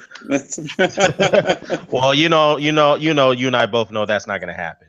Let's be real. Especially if you have two of the sanctioned bodies that are behind you. But let's put it this way. Let's say Nevada does go with a indefinite suspension. That doesn't mean the fight can't be done. Can't be sanctioned anywhere else. I mean, they could go to New York and make the fight happen. So yeah, in Texas. In Texas too, where Canelo is extremely popular. So I'm sure Golden Boy may have a backup plan, a plan B in case this does fall through. So yeah. That's when Mike Tyson got suspended for biting. Oh, I'm sure Oscar's got a contingency. I'm not concerned about him having a contingency plan. It's that incompetent Tommy boy. Well, they're the A side, man. Golden Boy, they can do the hell they want in this situation. So that's unfortunate. Yeah, man. That's why I said they should have never gotten involved. They should have gone after Billy Ho.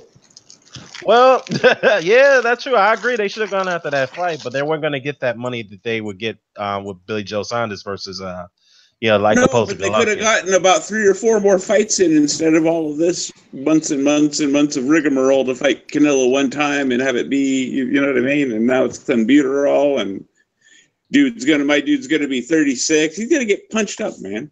Yeah, he is. A lot worse than he did in the first fight. We all see it coming. So Nyota, you in the chat, bro? What's going on? Yeah, you got to get near to Cincinnati this year. Oh, okay. Yamanaka, rather. I'm sorry, Yamanaka. Golovkin don't only fight 3 times a year no more. He's supposed to cash out and get the fuck out of the game. I mean, he's only mad because Canelo messed up his money. That's what he messed up. I mean, oh, for sure. You know, that's the only thing he's pissed. I mean, Golovkin knows now, man, that look, man, he hasn't really he ain't really fought the opponents that people beat the opponents that people are thinking. Just cash out. He's done well. He's done well. He's a good fighter. He's one of the best in this current paradigm. So he's done well.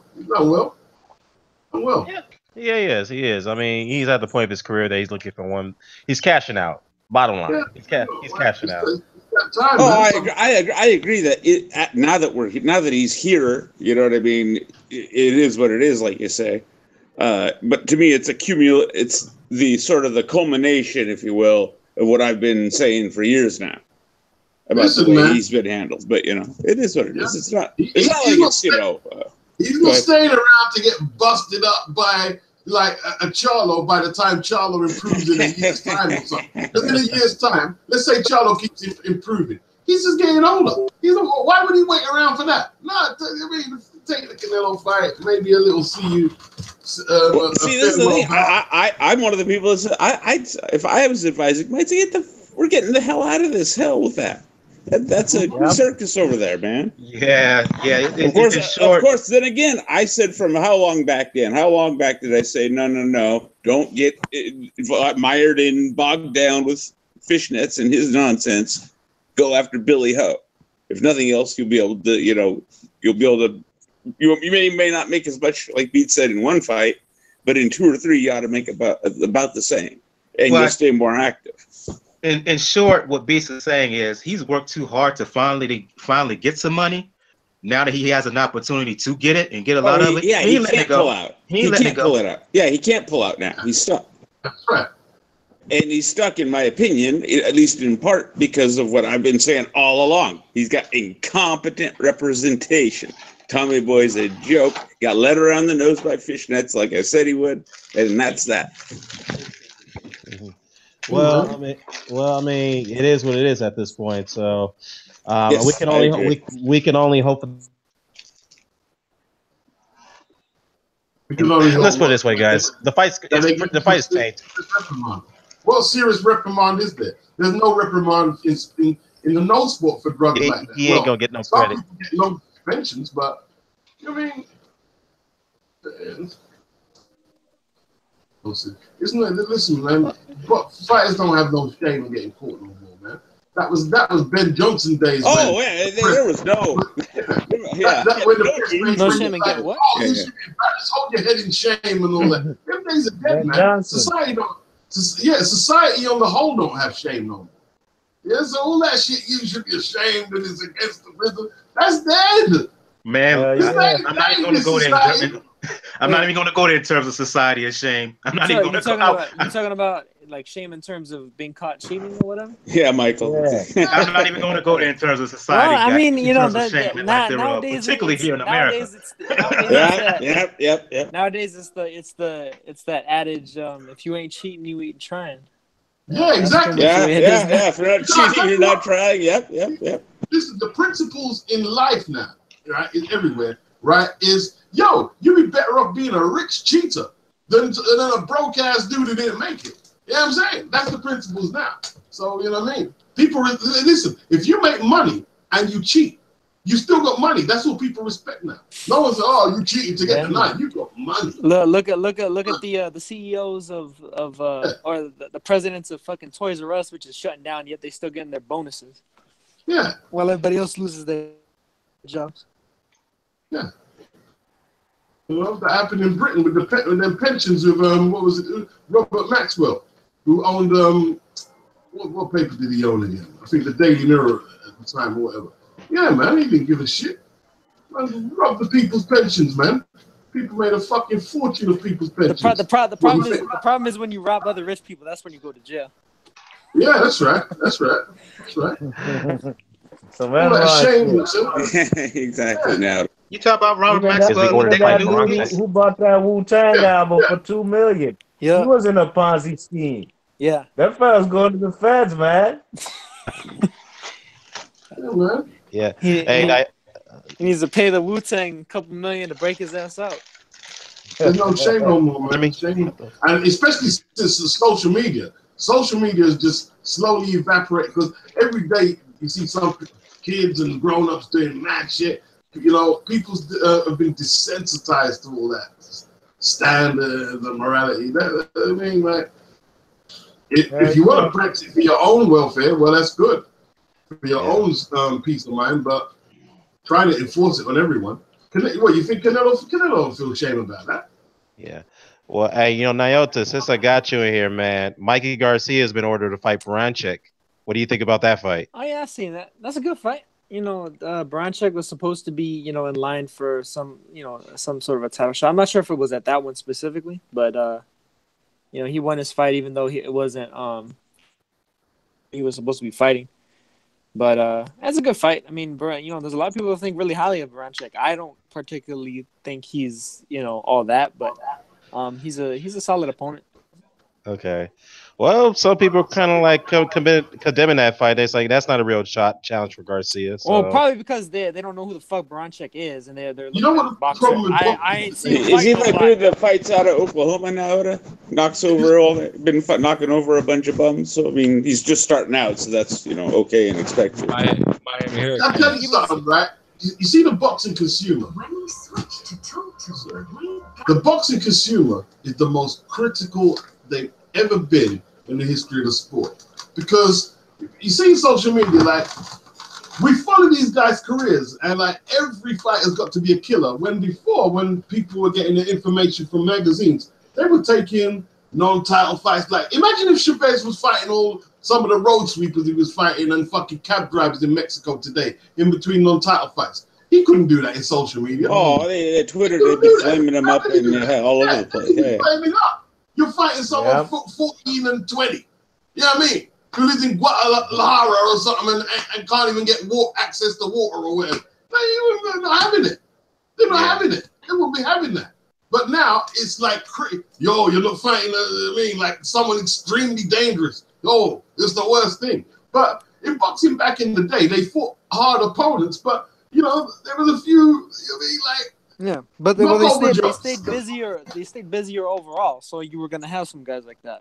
Well, Not the everybody only could be a the only killer. place Yeah, it's common sense to me. Yeah, no. the only place it really happens now is still occasionally in Thailand amongst the smaller weight fighters, but people don't pay attention to that. But you're right, Beats in general, particularly among the bigger guys. Yeah, Yeah, shit. You you're go to right. Thailand and you go into the audience and you want to fight. You want to make your pro debut. Pretty much. I mean, see the fit like people talk about Lomachenko. Floyd Patterson fought Peter Radmacher in his debut. That was Peter Radmacher's for the world title. That was for the world title. You know what I mean? People forget that. And like, you know, it wasn't a big deal back then. It was just because what it was, if you done experimental stuff, you know, it was just what it was. You know what I mean? Like, you know, it was just what it was. But these days it's you can't budge. You know what I mean? He's fighting. Like Garcia's fighting undefeated for the top non-titleist at the weight. So people like really today, you know what I mean? Oh, flipping hell, man. You ducking Wilder to fight a unification? You know what I mean? Like,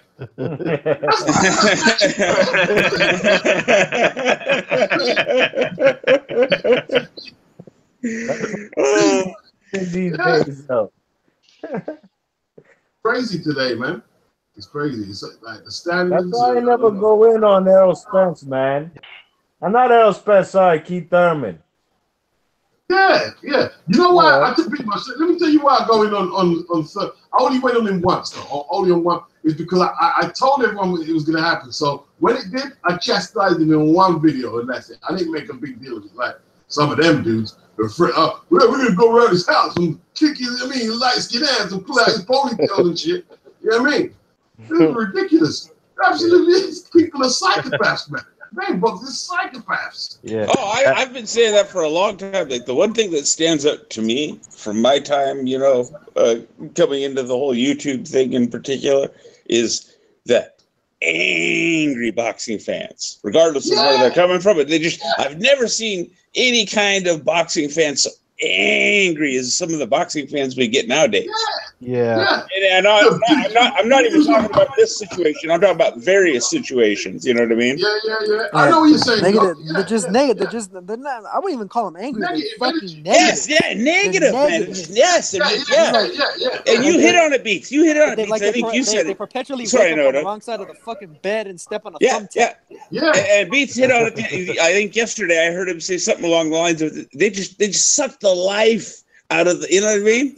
Out of the whole dialogue. They suck the life out of the dialectic, and you don't even want to be involved. Yeah. Because they're angry. Hard. Wait till I catch you. You duck the fight. Wait till I catch you. I'm gonna shoot you. I mean, like what? Really? I know. It's like whoa. It's a boxing. I might be a little bit angry, but let's be honest. I got Adrian Brown to the cover. That ain't my fault. I got Tyson Fury to cover. It ain't my fault. They dickheads, bro. I'm just saying. Sometimes you got right to the anger. No. To be fair, I've only ever accused you of being crazy. Kind of righteously outraged because, like, everyone gets outraged. Fighter but when you're fighter might be doing something that's legitimately fucked up. I run for it, man. I run for it, nigga. You got my man. Beast, my nigga. What's that voice you be doing, bro? Who is that, yo? I'm going up with a nigga. Yo, this is hilarious, man.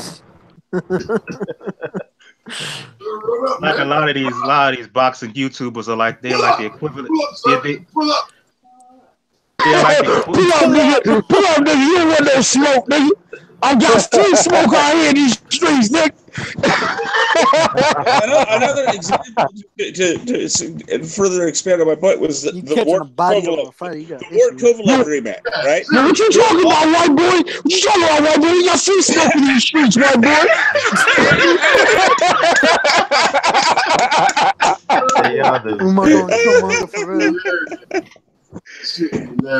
Yeah, some of these folks who they're like the equivalent of the mad rapper.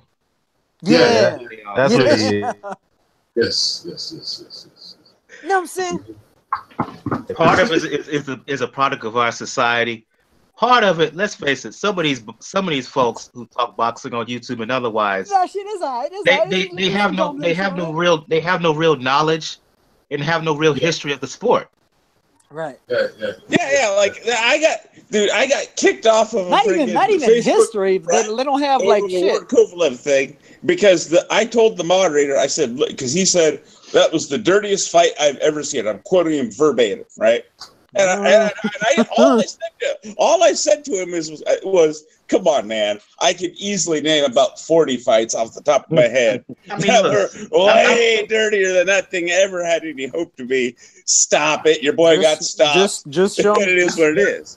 Mike's point, when you say you gotta have history, the most angry man I've seen in the YTBC was the dude who calls himself a bookshelf. So the history that was angriest. I gotta back you up on that because even angriest dude that ever spoke to me. I had no place. I gotta back you up on that. I back you on that because even after those hangouts, a couple times I pulled him aside, kind of was like, dude. Why? I know he gets, maybe frustrated and stuff, but why are you screaming at the man like that? I'm not familiar with this. Yeah, he's mad as hell at T, bro. We're talking about the artist formerly known as Librarian. I fucked with him great. I was like, go ahead. Yeah, go ahead. Keep doing. And he went, bruh. Then look what happened. I was in the comment section for a couple of those videos, but that dude turned into Incredible Hulk. That's a fact. Yeah, he did. Yeah, exactly. He started screaming. I was like, what the fuck is going on here? Well, look, man. That's what happened to her. Yeah, yo, Dan, my nigga. What's you up, give your soul away yet? Where it hurt. What's up? You give your soul away? I don't know where you at, so I don't care. No, I said, did you give your soul away? Hell no, I ain't giving my soul away to nobody. I'm moved. When you get married, when you get married, today or tomorrow, I wish you give your soul away.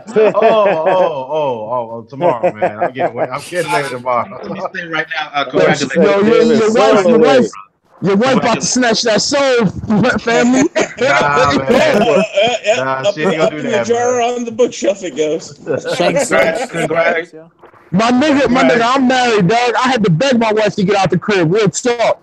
My soul been snatched. Nah, she ain't gonna snatch my soul. That's why Umar's out on the streets right they now. All say where he's at. That's what they all say. Yeah, I'm running around in the streets, down there, I get it all in, doctor. Umar, don't they all say they won't get, they're going to be the ones that don't get their soul set. They all say that, don't they? Yeah, they all do, and until it happens. Exactly. I personally ain't got a problem with Librarian. I ain't got a problem, but like some people, man, it's like it's either hyper aggression or they take themselves really seriously. Oh, we don't like what they said. We're gonna boycott them and put them out of business. No, you're not. You're not gonna put them out of business. They're gonna do cards next week. Minge, you're fucking minge. Let me just say this, man. When you mention the word boycott, I mean, you can only go so far with it, man. I mean, you don't really have, realistically, you don't have the power to boycott anything. Yeah, you do have a voice, but at the same time, your voice has realistic. That guy hates Deontay Wilder, fam. He hates Deontay Wilder, bro. I bet you half these people talking about boycott don't pay for shit anyway, to be honest with you. Deontay Wilder. That was Deontay Wilder. Deontay Wilder. He's a piece of shit. Yeah. He's not about nothing, fam. Okay, come on. He was a Deontay Wilder is a muppet. He 45. Muppet. Hold up. Muppet. He called me 40 muppet. Hey. Oh Lord. Go ahead, man. Go ahead, man. Try to boycott Jones, yeah?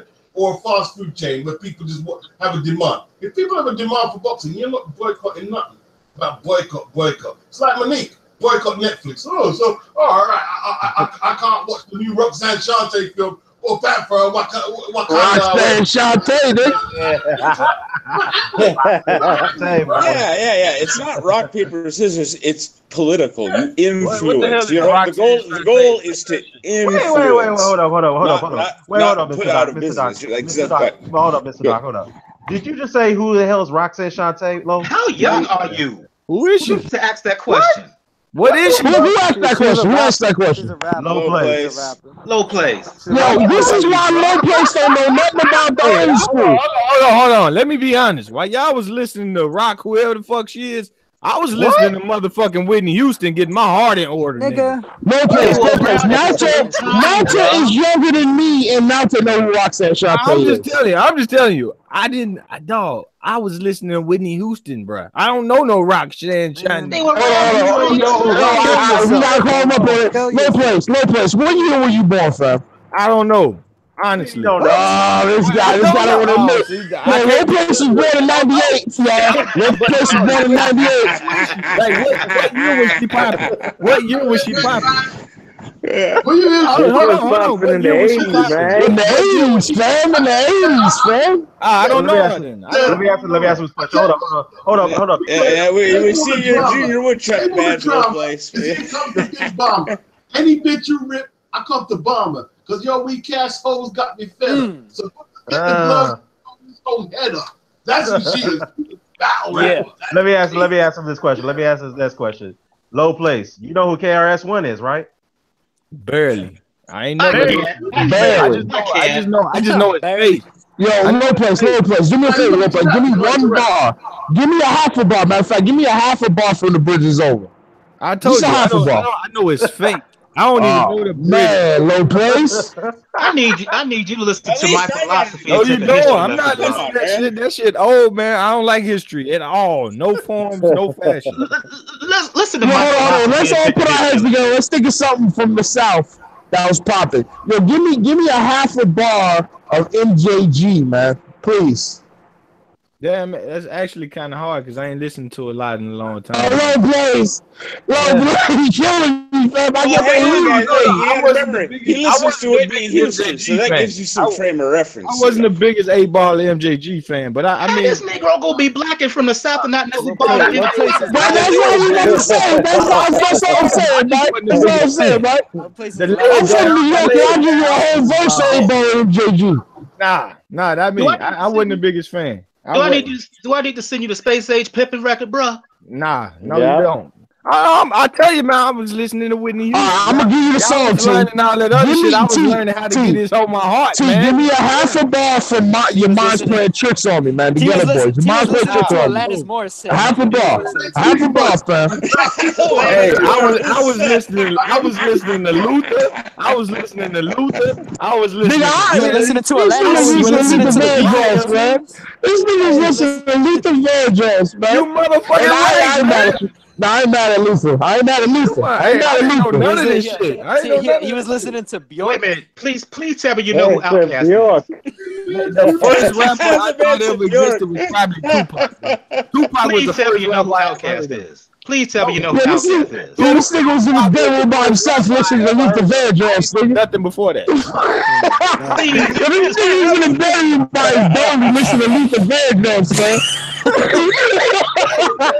Luther was that. Be a smooth operator. That's all I want to know. Just please. Baby. You're so sick for the girls. I was on that down south. Hold on. I was on that down south. What y'all know about the Williams brothers? Y'all don't know shit about that. Mike, you might know. I know who the Williams brothers is, but please tell me you know who Outkast is. Well, I'm gonna take it home. I know who they are, but when y'all say these older, like I didn't listen to rap. I literally. Well, let me ask you this: you know Kumo D? You heard of Kumo D? I know the names. You say the names, and if they probably have like 10 videos, I would know the name. How can you not know who Roxanne Shante is? I don't know who the fuck she is. I swear to God. Coming back, like Return of the Jedi. Sucker MCs in the place to sit at. Could only rock battles, but never rock records, never rock crowds. How you like me now? You know, Google had enough. Google had enough. Beats. How do you not know Kumo D? Beats. I got that album on cassette tape, bro. In the room. Yeah. But 20 years from now, I'm not gonna know who Tekashi 6ix9ine underhand is. I don't listen. You don't listen. Like I don't know who that is. I don't know who that is. The colorful head, dude. I don't listen to that. People told me right now to Google 10 hot rap songs. I couldn't think of 10 hot rap songs. Like I don't know this. You're not into rap then. You're not into rap, obviously. That's what it is. I mean, I just don't. He did say the first name that came out of his mouth for call people was Whitney Houston. I'm just saying. That's my lady, bro. That's my lady. I'm not saying there's anything wrong per se with that. I'm just saying that's not rap. So yeah, I thought the women were supposed to be. I was attracted to women doing it, so I thought that's who you're supposed to listen to because you was attracted to them. Hey, I listen to like Lita Ford. Yeah, I get it. I get it. I'm not a big Whitney fan, to be honest. I didn't fuck with top 40 or R&B whatsoever. No, don't worry. Lowe's music is trap music, so that's what he knows. All right. No, I don't know that either. I honestly can tell you, I don't. You don't know trap music? Nah. What kind? What is trap music? When I was a kid, people from the South know trap. Everyone in the South. No. But if you tell me, get you the top 10 hottest trap songs right now from the last 5 years, bruh, good luck, bruh. Good luck, literally.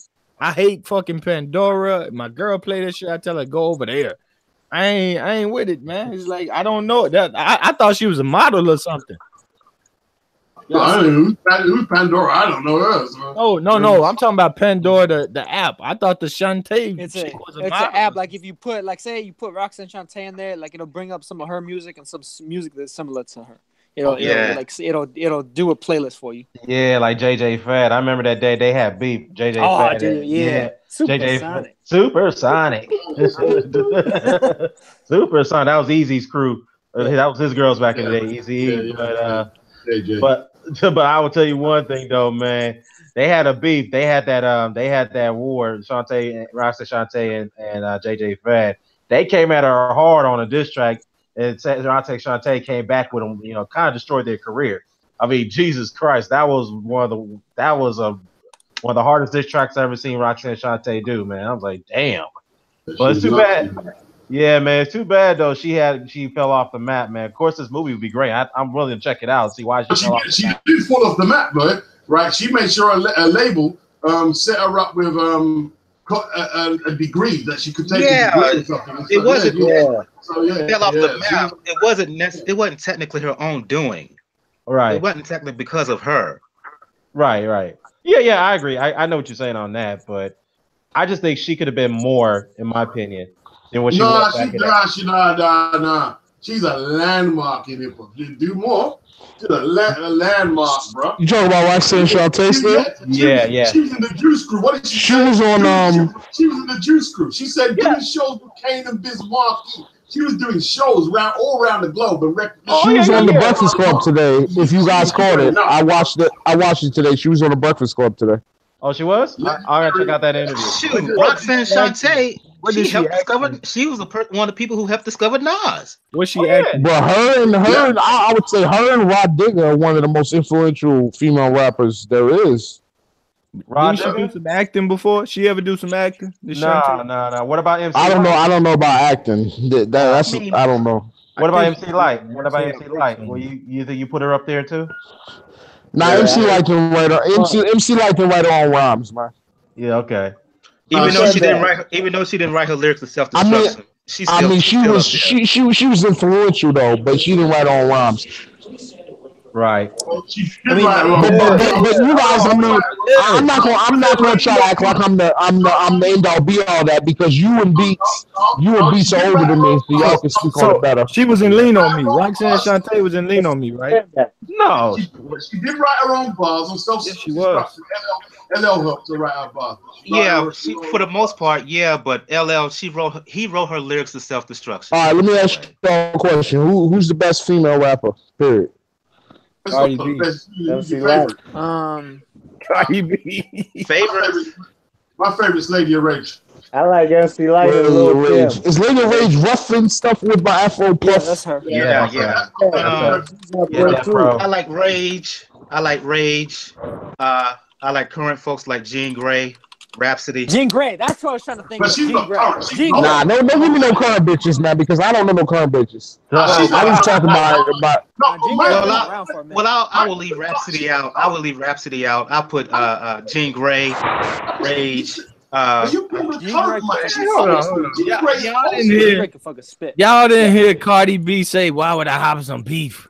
When I can just No, hop but Man, Cardi still, B, Jean Grey, Cardi B killing these hoes. Jean My Grey, nigga. she is kind of old My school. nigga, Cardi B, 40, she is Cardi 40 B, years old, so my nigga, I would put her. Cardi B is a ratchet bitch from the Bronx. She ain't shit. I never heard her spit a bar. Her bars ain't relevant, bro. If you listen to this bitch, I watched her today, right? She was on the gram. And this bitch was like, yeah, I don't give a fuck. My nigga put my wig off when we fucking. You know how I do. She had the do-rag on. She just a typical nigga bitch from the Bronx. I'm sorry. That's all she is. Damn. Don't get hyped up in her. Hop out of beef and hop in a Porsche. Damn, but I Man, like fuck all that, man. Jean Grey. Gotta give a shout out to Latifah, whose mother passed away last night. Man, Latifah's a dyke, man. Oh, come on, man. Come Come on, man. She could spit, man. Yeah, We're talking about keep it rappers, though. We're talking about with the rap. Yeah. All right, fair enough. You know, I'm harsh. I'm harsh on everything, fam. I'm harsh on everything. We all dykes. All right, T, calm down, T. Calm down, T. I'm a dyke. Calm down, T. I would give a nod to Lauryn Hill, but the problem is Lauren Hill. That's what I was thinking of. I was waiting for one of y'all to mention. Lauryn Hill's one of the dopest. But the problem is, Ben, she didn't write that Miseducation album. She didn't write it. Yeah. She didn't write it. She didn't write that album? No, she had ghostwriters who wrote that whole album. Holy shit, I didn't never knew that. Yeah, I didn't know that either. Well, you know what? For me, Remy Ma can spit. Yeah, Remy Ma can spit. Remy's a dog, man. Remy's a dog. Remy's a beast, dog. Beast, you tripping. Go listen to Remy Ma versus Lady Luck, the battle. Remy can spit. Yes, that's the one. Remy can spit. Ben is right. There's a difference with Lady Ma. Lady Ma. What y'all know about me? That butter still slice your grill. Man, Remy Ma vicious. Exactly. Yo, B-Boss was talking about that Castle Hill shit. Castle Hill. That's that Bronx shit. That bitch ain't winning, man. With Remy Ma, it's a difference between her on record. It's the difference between her and a battle rapper.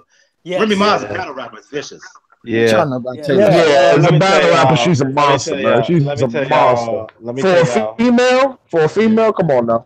Man, that's what fun put her on, man. You see, she got skills. Yeah, she's not as good on a track, but when she's in a battle, she's one of the best. Man, y'all got what y'all know about Taylor Swift, man? Y'all this nigga said Taylor Swift. I was joking about that Alanis Morissette shit earlier, but now I'm starting to believe it's true. You ought to mute him for mentioning Taylor Swift. Yeah, I agree. Closed up, man. That goes for muting right there. He listening to Shania Twain. The new on the Iron Horse. Well, you know what though? If you ask me though, I got Lauren. Yeah, I'm going uptown, nigga. Yeah. I got Roxanne Shante, I got Remy Ma. Yo, B-Marsh, I'm going to Amsterdam, man. I gotta get some of that thing, you know what I mean? Yeah. See about to jump out this hangout, bump some Christina Aguilera. Jean Grey, no, fuck out of here. I ain't no white boy now, nigga. I don't want none of that white girl, man. Fuck out of here. Christina Aguilera motherfucking done the anthem almost better than Whitney. Female rapper. Christina Aguilera anthem was on par with Whitney's, man. That shit was hot. She can sing. Let me just tell y'all something. I muted you just for that. Just for mentioning that. Just for mentioning that. She really can sing though. She really can sing. I don't like her music, but she can sing. Well, here I'm gonna make a recommendation. Yo, you probably got some good pussy, bro. Yeah, let me make a recommendation. Let me make a recommendation. Good pussy, B. Wait, hold up, bro. Hey, listen, Michelle Farrell was saying. Hey, hold up, y'all. Let Dan speak. Yeah, let me speak. Yeah, let me make a recommendation for you guys on the indie scene, as far as the female rapper is concerned. I want you to check out Rhapsody. I'm not sure if y'all heard. I mentioned her, man. I've heard of her. Yeah. Oh, you did? I didn't even. Yeah, he mentioned her from North Carolina. Yeah, from NorCal. Yeah, North. She didn't she get a feature in the Shy or something like that? Thank you for bringing it up. You got a no, man. Yeah, I ain't like that shit. That feature you had in the Shy, that was whack. Was that her?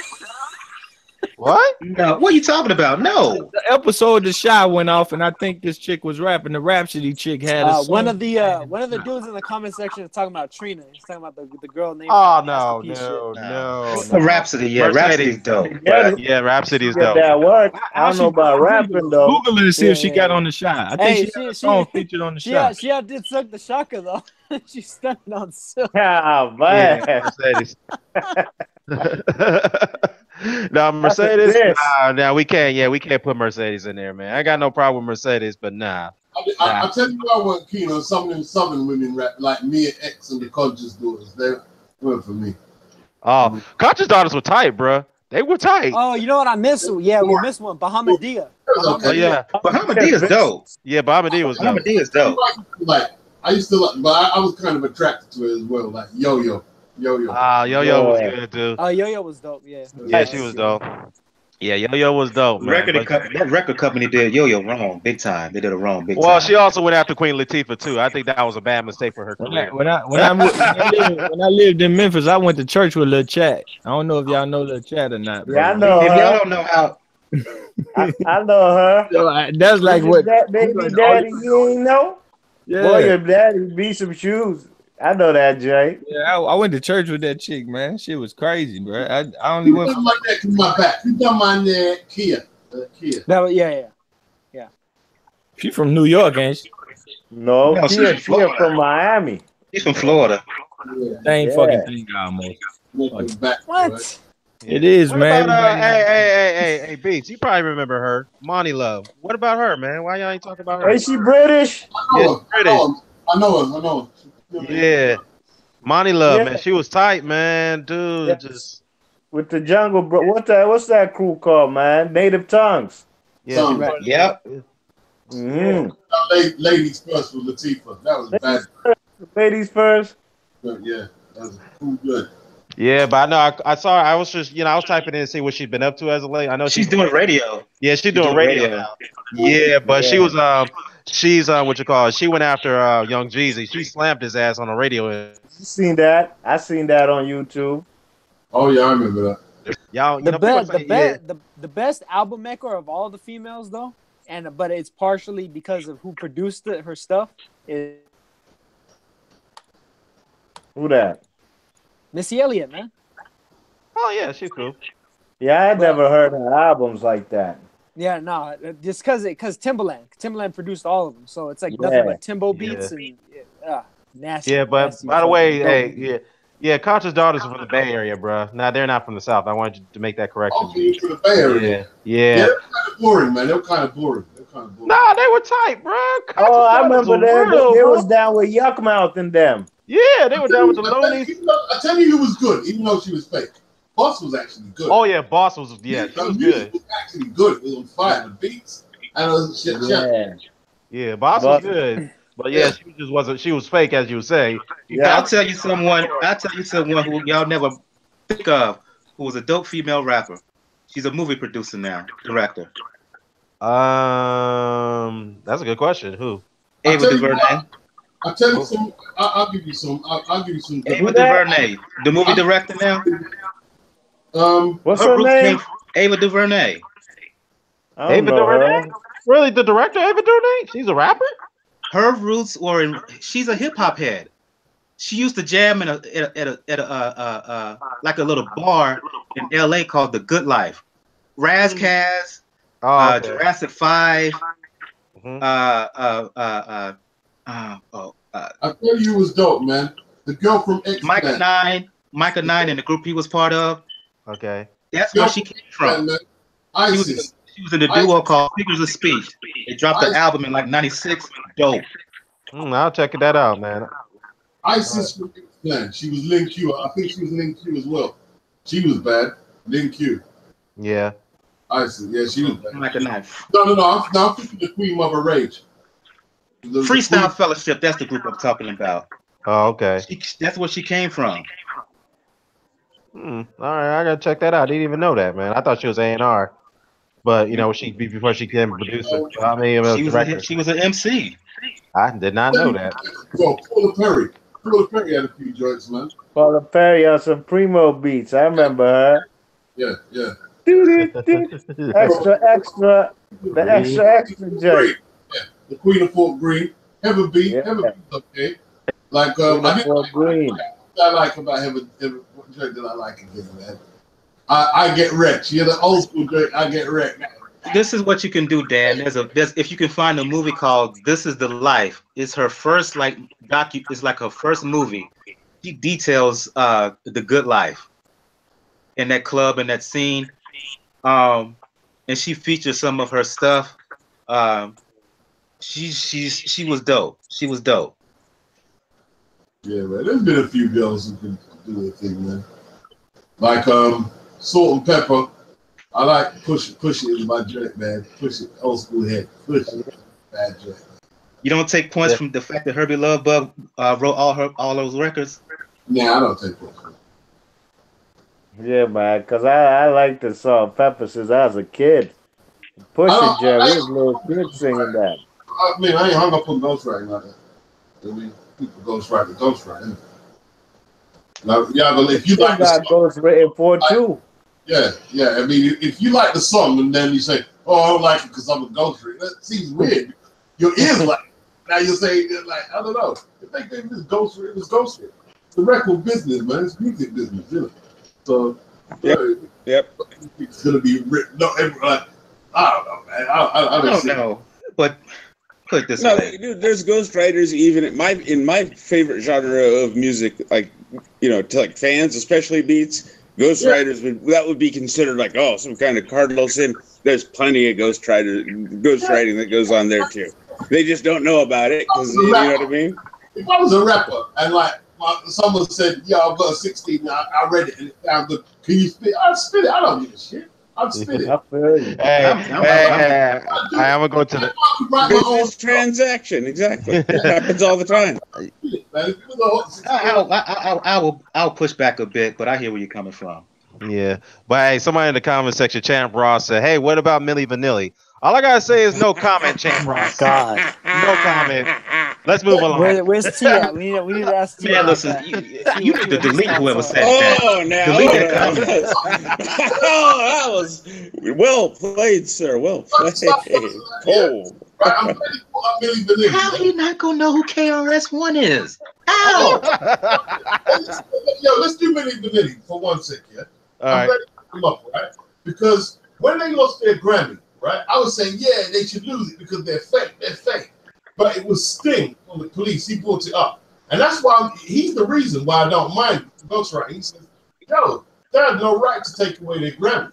They had no right because they sold that song with their image. It's pop music. It's easy to write. So it's very accessible music.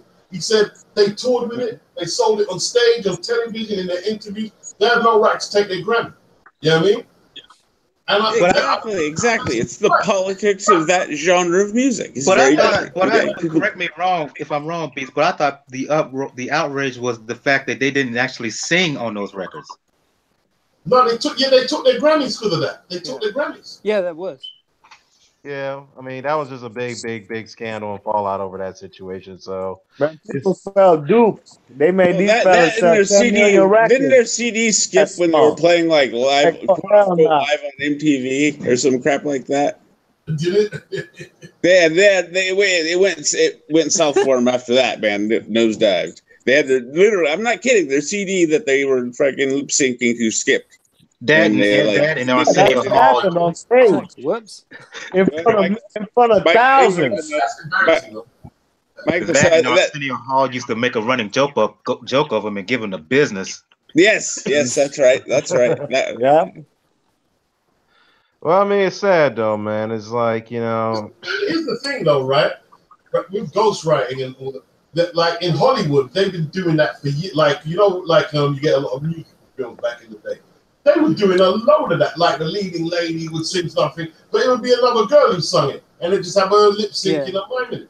Well, like, wasn't that sung by like somebody completely different than who was in the video? Yeah, like what was the song? Remember that song with that girl had that voice? What was it? Martha Wash.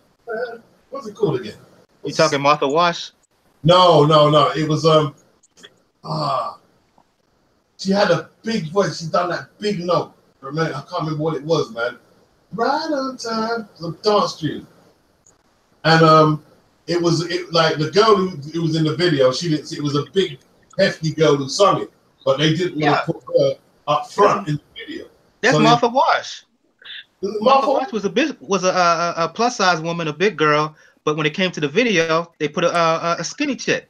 You know the Yeah, song? yeah, I What's remember. that? Yeah, I know the the song you're power. talking about. Yeah. I got the power, Jay. Right? No, it's no. It's not that. Oh, I think I know what you're talking about. They played on Saturday Night Live, I think. Yes. I'm gonna find it, man. I'm gonna find the song. I can't What song is remember that? the song exactly, but yeah, that the couldn't person the you model talk about, that's barely Martha speak Wash. Let me see. Couldn't the model like barely speak English? I remember there being I'm not sure if it's the same situation, but I remember that it was like big lady, big Because hefty Martha lady. Wash, she sung on that. Black Box. She sung for Black Box and she sung for CNC Music Factory. Martha Wash. Yeah. Okay, Yeah, I didn't know the and name. seeing the chick That's that they what I used was saying. the chick that they used in the video for the CNC video was like some chick that couldn't even really speak English. She Exactly. had like a thick ass accent. It's all the same person because Martha Wash ended up suing both of them and winning lawsuits in court. Okay. Yeah, well, like well, what was they gonna do? Put a big hefty girl in a dance cue to dance? Well, man, come on, man. They're not gonna do it. It's not realistic. She had the voice, but she didn't have the body. You know what I mean? But she was right to sue. Don't get me wrong. She was right to sue and get her money. But yeah, you don't make them songs. I got the power. Fat people don't. No, I know. I keep tripping on that 2B Marsh, but that's not who it is. It's killing me. I remember that song now. Yeah. Yeah, I remember there was a big Martha Wash. She sung for Black Box. She did songs for Black Box and CNC Music Factory. Yeah. Yo, we need to get T back on so I can ask him like who's better, Britney Spears or Lady Gaga. Man, don't get him to ask that stupid question. Stop it. Now it's just like trolling. Not go no KRS-One. Barely knows who Outkast is. Barely knows who UGK is. This Southern Black Card is revoked. Even down south, man. You should know that. I'm from the South. He should know that. Yeah. Why love him so much? KRS-One is. I just can't imagine nothing. Somebody send him the My Philosophy record. Send him the My Philosophy record. Someone, please. What do us guys think about Big L? I got slugs for snitches, no love for bitches, putting thugs in ditches. I know he got the best of Jay-Z on that freestyle back in 90. Big L. I know he got the best of Jay-Z on that freestyle. Yep. Yeah, he did. Nah, I don't know about that. I don't know about that. It was good though. So we can never be a couple, hun. Fuck love. All I got for hoes is hard dick and bubble gum. Bubble gum. Yes, that's some buzz. That one. That's some buzz.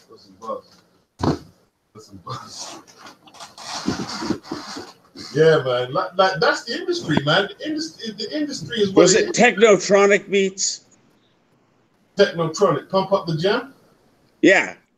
Yeah. What about that one? Is that the one you were trying to think of earlier? Oh, it's Black Box. Right on time. Black Box. Oh, okay. Yeah. It was a massive hit. Yes. I remember. And I always thought the girl when they were singing, and no, it's not her. But you're saying it's Martha Wash. I didn't even know. That note she does. That note, because that note is so distinctive the way she sings it. You know what I mean? You know that note? I'm talking. That note, that's like wow. I mean, like she was right to sue because it's so distinctive. Her voice is so distinctive, and the power of that note.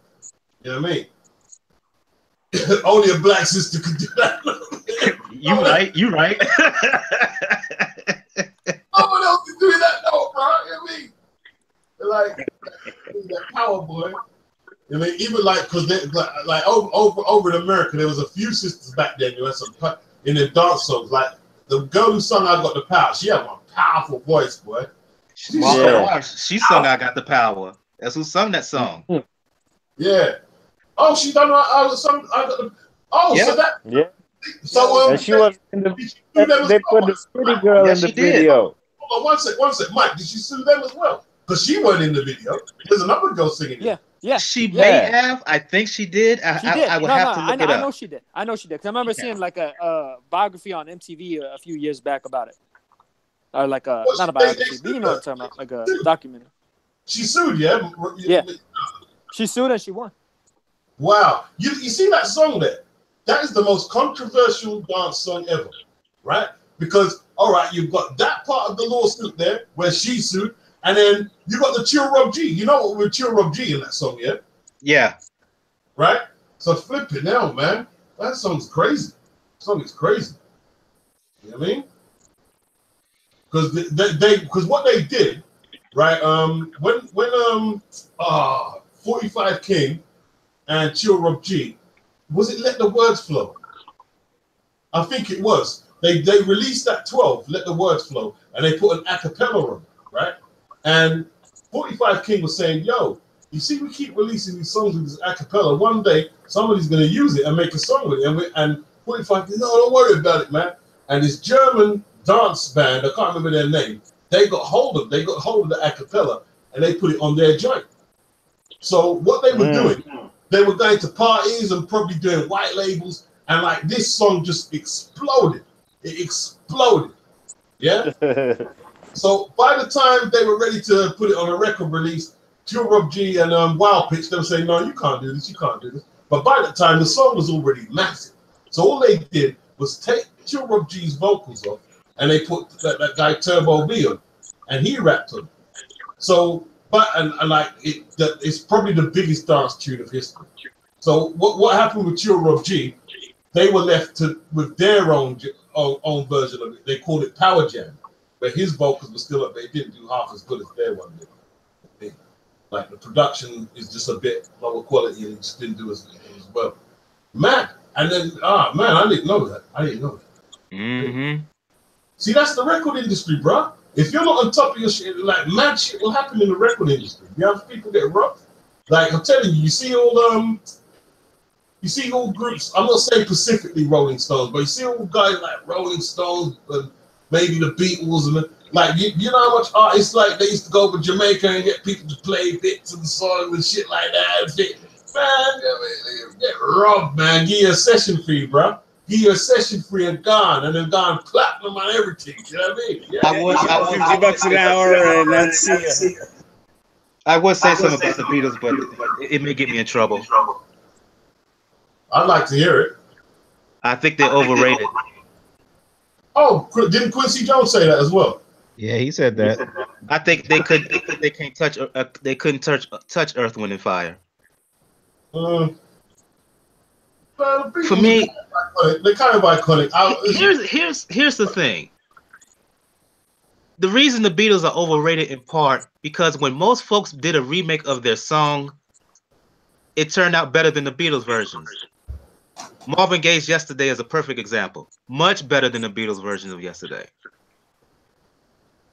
Yeah, it's still a classic. Yesterday's still a classic though, man. Beatles, iconic group, man. I can't front on that. They are iconic, man. They are iconic. Well, I'll give you a history lesson, Beats. I'll give you a history lesson. Remember Soul? Yeah, I do. Guess how they got introduced here to you? Guess how they got introduced here in the United States? Back to reality, back to life, back to. No, the only reason why I know who they are is because of. Guess how they got introduced here to the United States, Beats? How's that? Teddy Riley. Really? B-side. He did that? He did it. He played the music on the B-side of his record. Wow. That was Keep On Moving, right? Mm-hmm. Oh. Yeah, keep on moving, don't stop now. Keep on moving. It was a Teddy Riley B-side. They were huge over here. But I'll tell you a story what happened to them. They were British, right? Yep. Yeah. Jazzy J, Jazzy B. Yeah, Jazzy B. I'll tell you what. Let me tell you what happened to them. Yeah. You see when they was popping with probably Keep On Moving. They used that drum beat. I think that's the same drum beat that Biz Markie used. And they programmed that beat, and a few people were using it to make their dance songs. And there was one white girl, Lisa Stansfield. They used the same beat as her, right? With a being around the world, Yeah. right? Yeah. Yeah, I know that, Jay. The song is totally inspired on their style of production. And when it comes to the Brit Awards, they gave her the award over this song. See, that's the industry, like, you know what I mean? I remember Lisa Stansfield. To this day, she's the only white woman I know who ever got a standing ovation at the Apollo. Yeah. Yeah, but you know what's funny though? 1 2 2 4 5 4 5 2 9 was in the comment section. She mentioned Soul to Soul, and she felt they got robbed from the Grammys that year when Milli Vanilli had that were going up for the Best New Artist award that year. I mean, I tend to agree. I mean, I thought that not just before the whole controversy Milli Vanilli blew over. As a kid, I thought Soul to Soul should have gotten it because they kind of blew up the U.S. market with that song "Keep On Moving." They blew up over there. What happened to Loose Ends, B? Loose Ends. I can tell you, I know they're from Jane Eugene. She's a friend of mine. I know her pretty well. Whoa. Because I know Jimmy Jam and Terry Lewis were not fans of Loose Ends because they felt that Loose Ends bit their style. Oh, is that what you said? Really? They were mad at Carl McIntosh then. Oh, man. Because they felt that they bit their style. I don't know about that, but they kind of cracked America to a degree. Maybe not as big as no kind of to it. They did. Yeah. What happened? Well, okay. Well, Jimmy Jam, you know what? They did come out first before they did, so there could be some truth to that. They hit urban radio in the big way in the early mid '80s. Talking about? I tell you what, there was a program, right? R&B shit. Program on, right? Yeah, I know, but who specifically? You talking about cracking America? Who y'all talking about specifically? Loose Ends. Okay, that might be before my time, so I'm not even gonna speak. Yeah, we're talking '80s R&B. Then '80s R&B. It was a program on television. Yeah. And I couldn't believe it. Right? They had Loose Ends on there, Soul to Soul, Omar. Omar's dope. And a few more people. 52nd Street. What about them? Remember them? 52nd Street. And there was a cross section of American people who actually loved the British soul music. Loved it. Oh yeah. Absolutely loved it. Yeah, you know what this conversation kind of reminds you of? Like, not to take away from it, but you guys remember I think it was on America's Most Wanted, Ice Cube's album, where it's like there's that one guy that's like, we're not gonna play America's Most Wanted, get that Ice Cube bullshit out of here. Straight R&B. Straight R&B. Straight Loose Ends. They the people they talking about, you were still your daddy's nuts when these people came out. And Omar, amongst a certain sect of black folks here, he's strong. He's strong here. Yeah. Hey, Beats. To this day. Hey, Beats. 1 2 2 4 5 2 9. Got a question for you. She asks, have you heard of a group called D Influence from the UK? Yeah, I used to perform with them, man. Like, with Kwame and Sarah, yeah, I know them. Okay. Cool. What's up? I seen somebody in the chat ask. I'm curious to know Mr. Doc's perspective on the Rolling Stones versus the Beatles, because I know he's a rockhead. Man, who the fuck gives a fuck about some white ass cracker bands, man? What's up with Nina Cherry? Way overrated. You want Umar's perspective on those cracker bands? Who's overrated, Mr. Doc? They're both way overrated. Okay. You see me saying that about white ass cracker bands, all right? If you listen to hip hop, right, and you know samples, you don't say that because. I got if you check my channel, I got Patrice O'Neal with the samples because he a lot of rappers sampled. What is that guy, Tommy Morrison or whatever the fuck his name is? A quick bit of education, because basically, right, if you're gonna go through breakbeats, the culture of breakbeats, right, some of the funk beats are very good from the black artists, but the rock beats, Jim Morrison's been sampled. What Tribe Called Quest was using, and other few, that's what I'm telling you, that's a big sample source for hip hop. I still don't give a fuck about the white boys. All of early Run. I still don't give a fuck about the white boys. All of early Run DMC samples were from white groups, from white rock groups. Yep. Well, a lot of them, like the modern Box. And you know what? You know what's funny about that? The crackers sampled rock because black people started it. So let's get it right. look, don't be ignorant, Umar. Yeah, don't be ignorant, right? Because basically, right, Kraftwerk, who used to use drum machines, heavily inspired African vibrato. Some of the first drum machines made like Beast, I love you, bro. I love you, bro. But you know I was born ignorant. I was born ignorant. Don't be ignorant like that. Don't be ignorant. What he's saying is a lot of it ain't accurate. A lot of it ain't accurate, right? And if there wasn't engineers like Bob Power, I've got to say this, yeah, because it's true. Black people invented it, but Paul C used to get more power on them beats out of MPC, and he taught Sed G, and he taught the large professor, he taught a load of people. So, I mean, I know it feels good doing that, but you got to give dudes where it's credit. You got to give dudes where it's there's some very talented white musicians. I'm just saying. Hey, Bates, let me ask you a question, bro. I tell you, my favorite UK group, R&B group, was 52nd Street. You remember them? No, I don't remember them. Yo, how old are you, Dan? Dude, I'm old enough, bro. My mom used to play UK music, UK R&B music ever since I was a kid, man. She's Jamaican. Yeah, Jamaican, exactly. Yeah, I'm Jamaican, so what does that tell you? I mean, she got me into 52nd Street. She got me to Loose Ends, of course, Soul to Soul. Junior at one time. My mother's Trini, and I don't remember no fucking 52nd Street. Oh no, they sing the song "Tell Me."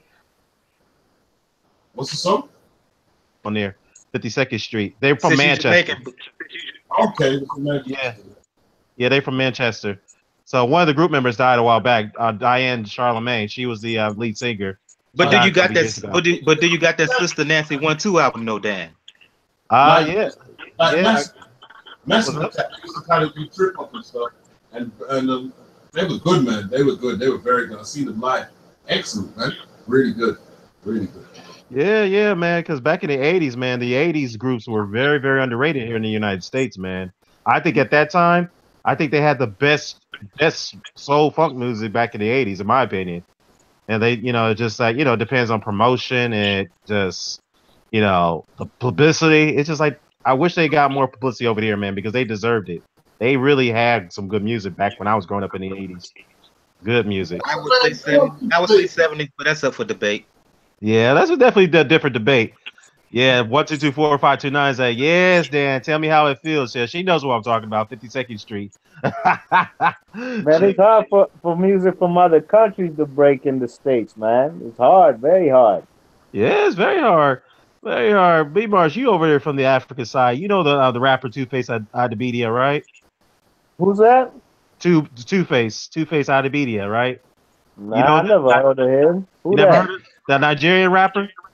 Nah, I don't know him. Oh, okay, yeah, he's like a legend over there.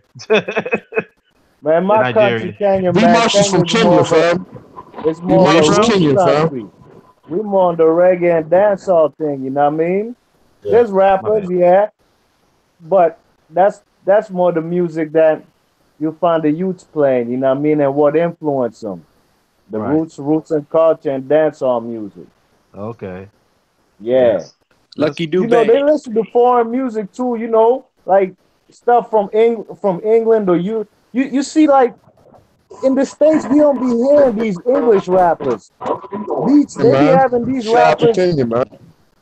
In Kenya, I be hearing fellas who have that song.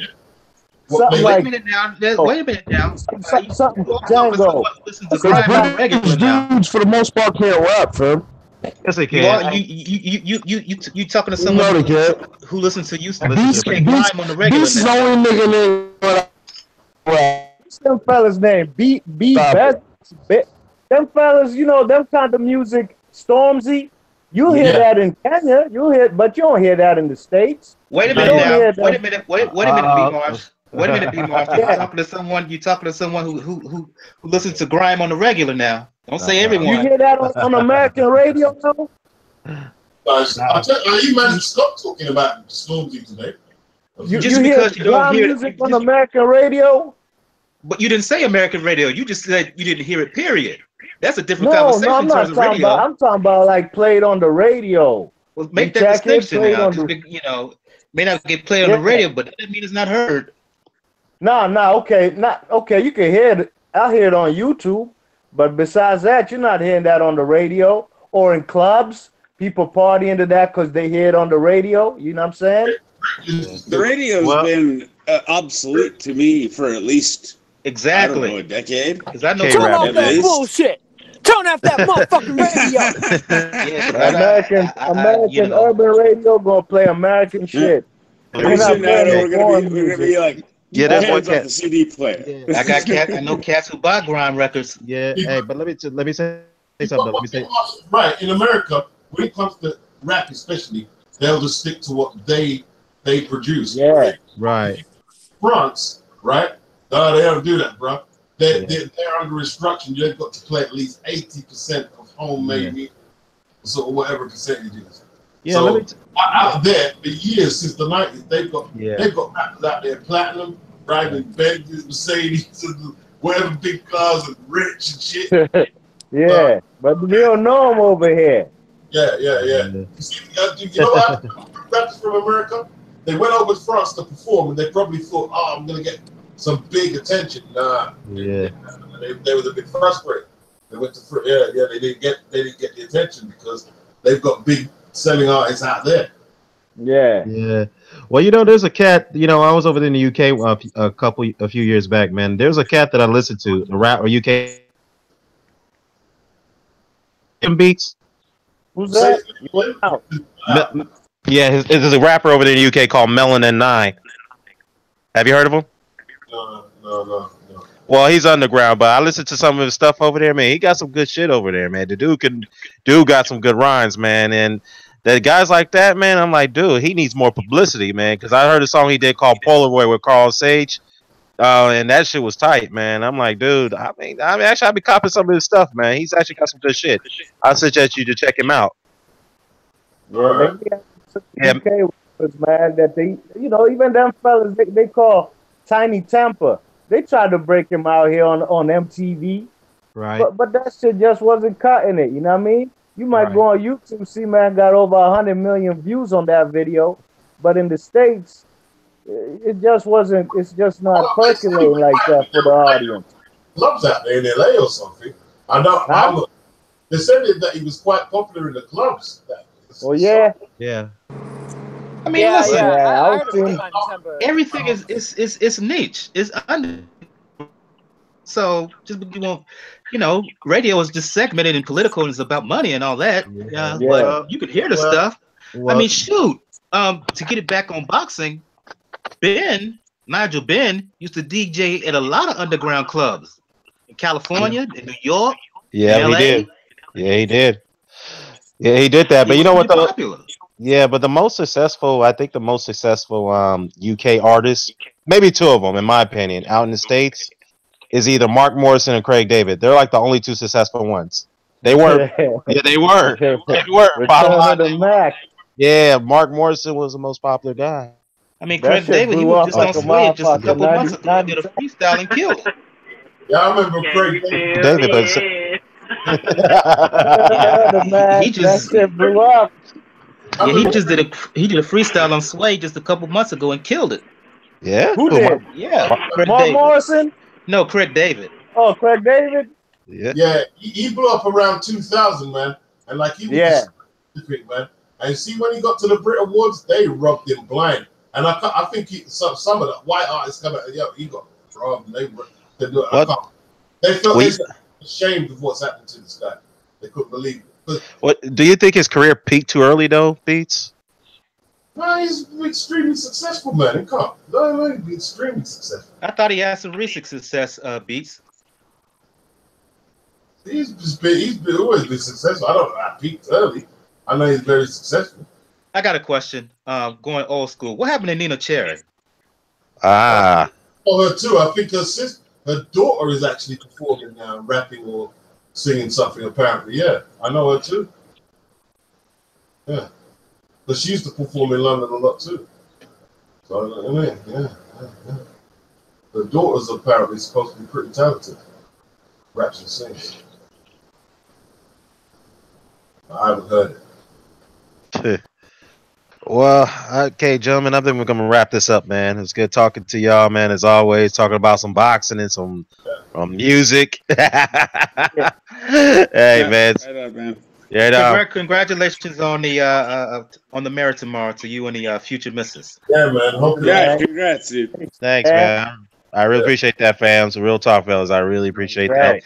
Yeah, I gotta get a new chapter in my life tomorrow. So that's gonna be a ride. Gonna be a ride, man. Now I want to thank my panel, man. Thank you guys. B Marsh, Boxer Pizza Rise, Mike from Bound for Pound Boxing Report, Mr. Doc. It's been a long time, brother. Glad you got on. Nyota, no problem. Nyota. Then we got Low Place, who don't know about Roxanne Shante. I had to throw that in there. Sorry Again, about send that. him some KRS-One. Set him straight. Gotta throw that in there. And who else was on here? I think that's. Oh yeah, EJ was on here earlier. And if everybody, shout out to the comments section. 1224529. Hop. All you guys. I'm sorry, man. All you guys. Champ Ross, Mr. Tibbs Live. I see you in there. Kiwi Box, Dylan Gallagher. Okuma's Deception was here, man. Fam Oli. All you guys, man. I just want to say peace and love to all y'all. I'm out. Or we are out. Peace. Peace.